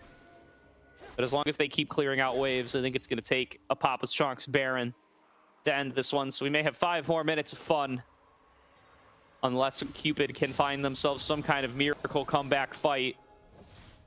So much gold given over to Dr. Calculus off that double kill earlier. Does let him get nearly to a second item. And I mean, I guess that's what you're betting it all on. That he'll find a massive between worlds, that Hub will get some time to shoot, and that you can pick up some shutdowns and try to force your way back into this thing. Well, if you technically kill Chrome and Papa and Wilson, then you're only left with Denethor, and that's a tank. So maybe it can work out. Oh, wait, Chrome. Worlds connects. Chrome is at risk of getting impaled here. Bio doesn't throw down the ultimate. No way. Connected. Adam will finally be able to claim the kill off the back of the Spirit Rush. It takes all 5 members. Look at that scatter of the week. No Look at the supreme display of talent. Wilson absolutely wipes Cupid, but the return damage might be a little bit too much. Their health bars might have been a little bit too low. It's big shutdown gold back over to Adam. 4 members of Papa's Chonccs are gone. Denethor wasn't able to get over here in time. He pops the unstoppable onslaught, but he will not connect with the bunny rabbit this time. Bio coming back over the wall. Can't connect the Ishtal's impact, but is calling over for Adam. It's a 3 versus 1. Denethor might not be tanky enough to stay alive through this. He has to flash away. And it's control over the map to Cupid for a brief respite from what has been a horrific game for them so far. They show a little bit of a breath. Who said miracles can't happen here? Such a good team fight coming in by the side of Cupid, finding the first 2 targets, immediately killing Chrome. It took them way too long, but they killed Chrome. And then after that, 4 against 5. Yes, the ultimates from the side of Papa's Chonccs were really good, but it's not enough to be able to kill a couple of the targets. And as long as Illusion is alive, Hop does have the damage to be able to close out on them, able to kill the remaining members. And it's Denethor the one that is at the end, but that's not enough to be able to win a fight as. Setting up here around the Atakan, probably wanting to take it down before anything weird happens, and it more than likely will be off Papa's Chonccs, although they are TPing here for a fight. And the juiciness of that supreme display of talent, I think, baits in Papa's Chonccs. Oh, great stun. For a fight that they can't win. There's going to be a double scat of the week. Bio stepping up, looking for the miracle steal. He gets it! Bio gets the Otacon for Cupid, but they lose 2 members just as quickly as they claim the Otacon. They have got to get away with some members still alive to avoid potentially losing a huge chunk of their base. Bio able to stay alive, and the rest of the carries are going to flee alongside of Dr. Calculus. Can he create space for the team? Throws down the Between Worlds, slows down some members, and gets some space back underneath the turret. Charm connects on a pop-up, but the follow-up will certainly not be there for Cupid this time. Papa's Chonccs continue their siege to the bottom lane. Calculus is one shot by the Syndra, and that's more pages back into that Magi's for Papa. More AP back into the place that it should be on the pockets of Papa. It does mean, though, that they are not going to be able to push a little bit more here because the members are spawning, but even then, losing the Atakan, quite a big deal for the side of Cupid, getting it in their favor, trying to maximize their value. Oh, Hub needs to be careful here. Yeah, I mean, that gets Hub back to even in XP. The same can be said for Tubbs. Oh my goodness, though, Wilson's damage. I mean, there's nothing that you could do to deal with that XP-wise. No amount of Otacons in the world can save you from Wilson's damage when you're isolated the way that Hub was, and Tubbs will go down alongside him. No objective in the world can save you from being killed just like that from the Kiana. And now it's an attempt at pushing even more on the base. There's minions on the bot side. Doesn't look like they're going to Rome aggressive there, but it's not going to matter that much because they are going to start taking down this turret. I mean, without Hub, they just don't have the sustained damage. They're going to have to let this one go. 5 versus 3 on the board. Scat of the week finds its way into Bio. He gets chunked out. Ultimates connect across the board, but it's not enough. And it's an immediate double kill. Into the backline goes Adam, hit by the supreme display of talent. Papa is low as well, and Dr. Calculus sees a chance for more shutdown gold. Will not be able to chase him down, but that is a 2-for-1. Adam sacrifices his life for that double kill. And Chrome and only 35 are pushed back again. Cupid get more into their pockets and more time without an inhibitor down. Yeah, more time at the very least trying to protect their base, which is going to be important. But it feels like for the next potential fight, because of how long they've been able to hold on, if it's closer to their base, it can end up being the game against the side of Cupid. Starting the Dragon, though, Ari does have teleport, so she can come here as quickly as possible.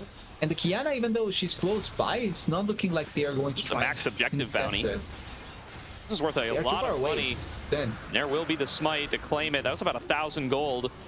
Now they're going to call in Adam. Charm goes wide. Even if it hit onto Denethor, wouldn't do too much. Unstoppable Onslaught coming through, going to throw him into the back line. Scatter the Weak connects onto Adam, and he is done for. Hit by the knockup of Denethor, finished off, and now Tubbs in there too will join the bodies. 2 more down.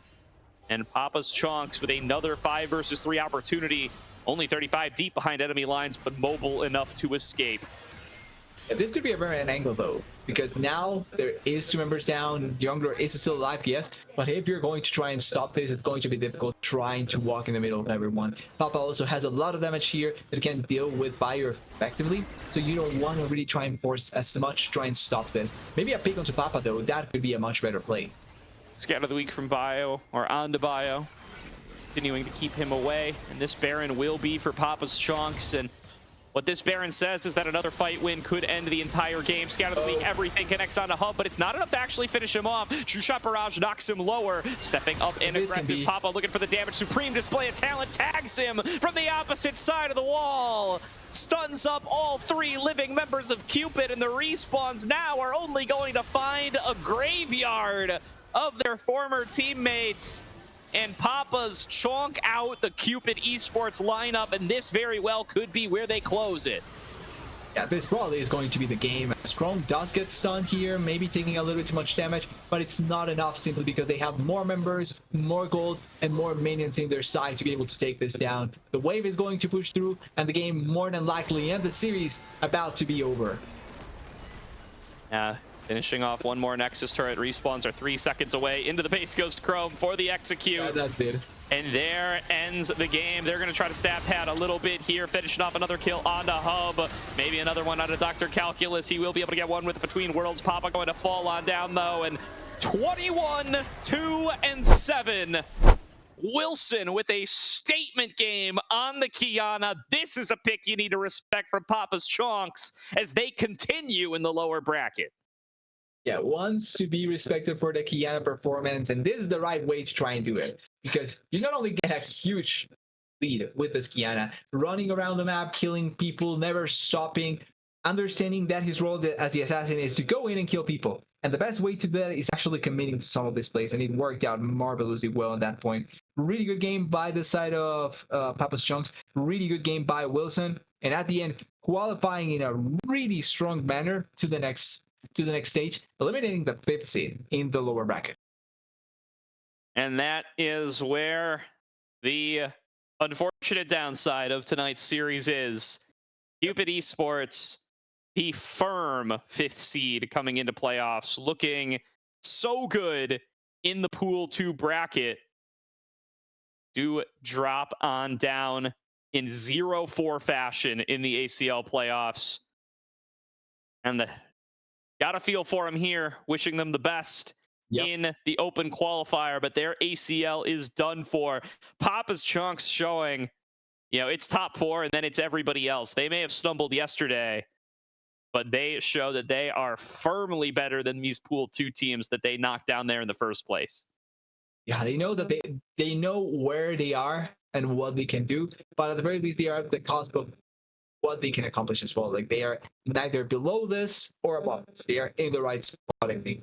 And for Cupid, like you're mentioning, probably not the way that they wanted to end, but it's unlucky that the draw puts them against the side of Thomas Chonccs here, but it's also in a way that they lost against Denmark Napoleon, and that's really where it kind of went wrong for them. So hopefully they can turn around, they can come back really effectively, and from that, learn that can be a really strong team and that they can pull off as much as possible. Yep. And they will play up against now the loser of CCG versus AMI. So this bracket not getting any easier for the likes of Papa's Chonccs, but they show up, they put on a big statement today. Currently, that series on the salt mine up 1-0. Our Apex Mission Impossible. We will see if they are able to close out that series. It would be a matchup against CCG for Papa's Chonccs up next, as they just can't catch a break.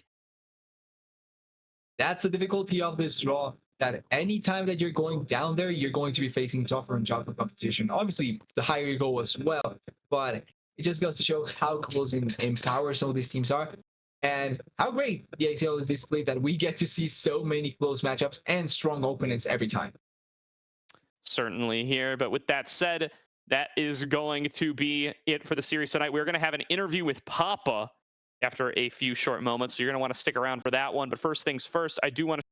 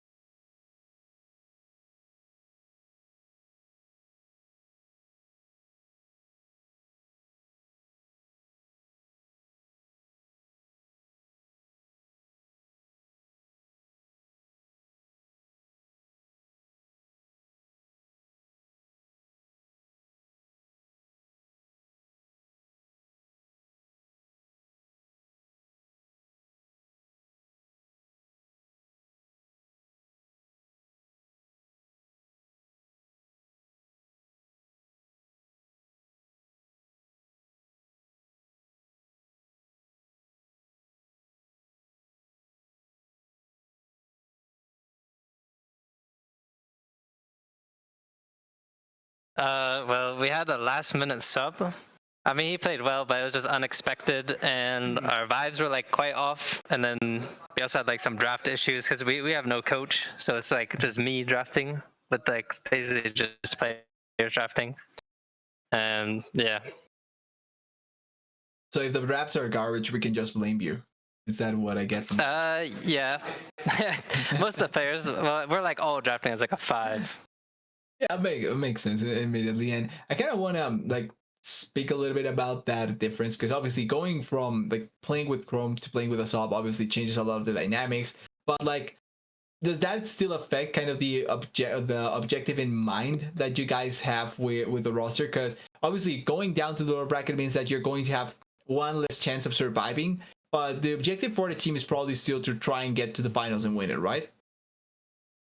Yeah, that's the goal. I think we can do it. If we have, if it's a good day, I think we can definitely beat any team that is in this tournament. Okay. Good to hear. Good to hear. You guys did get 2-0 by CCG when you guys met in the Spirit Blossom Z group, the seeding group for the Pool 1 teams after the first round of GSL. It's looking increasingly likely like they might be your opponents up here in the next round. Any thoughts on how you guys match up against them, either individually or as a team, and what you're going to be looking for if that is your matchup coming in next week? Yeah, I feel like if they don't have mobility, I think it's like a free win. Against Shogo? Fair enough. Yeah, against Shogo. If they have Shogo, Farachan bot lane, their mid's pretty good. I'd say he's gonna be a challenge for me. And then they have you think who's their jungler? Their jungler is Music. Oh, Music. Yeah, he's pretty good. I think they're pretty good. Well, they are looking likely to be your opponents coming into the next week matchup. And I also kind of want to talk about like you in particular because you were a bit away, to put it quote unquote, for some of the other tournaments, some of the other like potential playing time that you could have had. And I'm kind of curious, like, why now return and why ACL is the best tournament to return to? Well, it's a good tournament because I could get like all of Winthrop to play, and they were down to play with me. So yeah, and then OQs, things have just been unlucky. Haven't been able to play on like I feel like I'm gonna get a good chance. And yeah. Makes sense. Well, Yeah, happy to have you back. A great game coming through here today as a little unexpected to have 5th seed versus 4th seed coming already in the first round of the lower bracket, but you guys do come out and find the win here today. Papa, do want to give a last word over to you. Anybody you want to shout out? Anything you want to say to those who are still tuned in before we close out ACL for the night? Yeah, shout out my girlfriend Sandra. All right, that's always short and sweet. A good choice as always. Thank you very much for joining us here, Papa. Appreciate it as always, and best of luck for the rest of your lower bracket run. That's going to do it for the ACL this week. I hope we get to send you guys over to the salt mine where AMI and CCG are still battling, even though AMI looking like they have the lead here in this game number 2. But for the mainstream, that is going to do it for the week. We will be back next week, same bat time, same bat Twitch channel on 8 p.m. EST with another round of the ACL playoffs. Actually, it won't be next week. Next week is Labor Day. So we are going to be off for a week, and we will be back the next week. Okay. Good thing I remember to say that. I would have gotten yelled at about it later. But yeah, we will be off next week. Everybody gets a break. We will be back the week after with more ACL action. But from myself, TDS, and Caddy and production, thank you all for hanging out with us. Thank you again to Zen Market. Reminder that is code Aegis for 1,000 yen off your first international shipping fee. And we will see you all after a week's break. Enjoy your time off.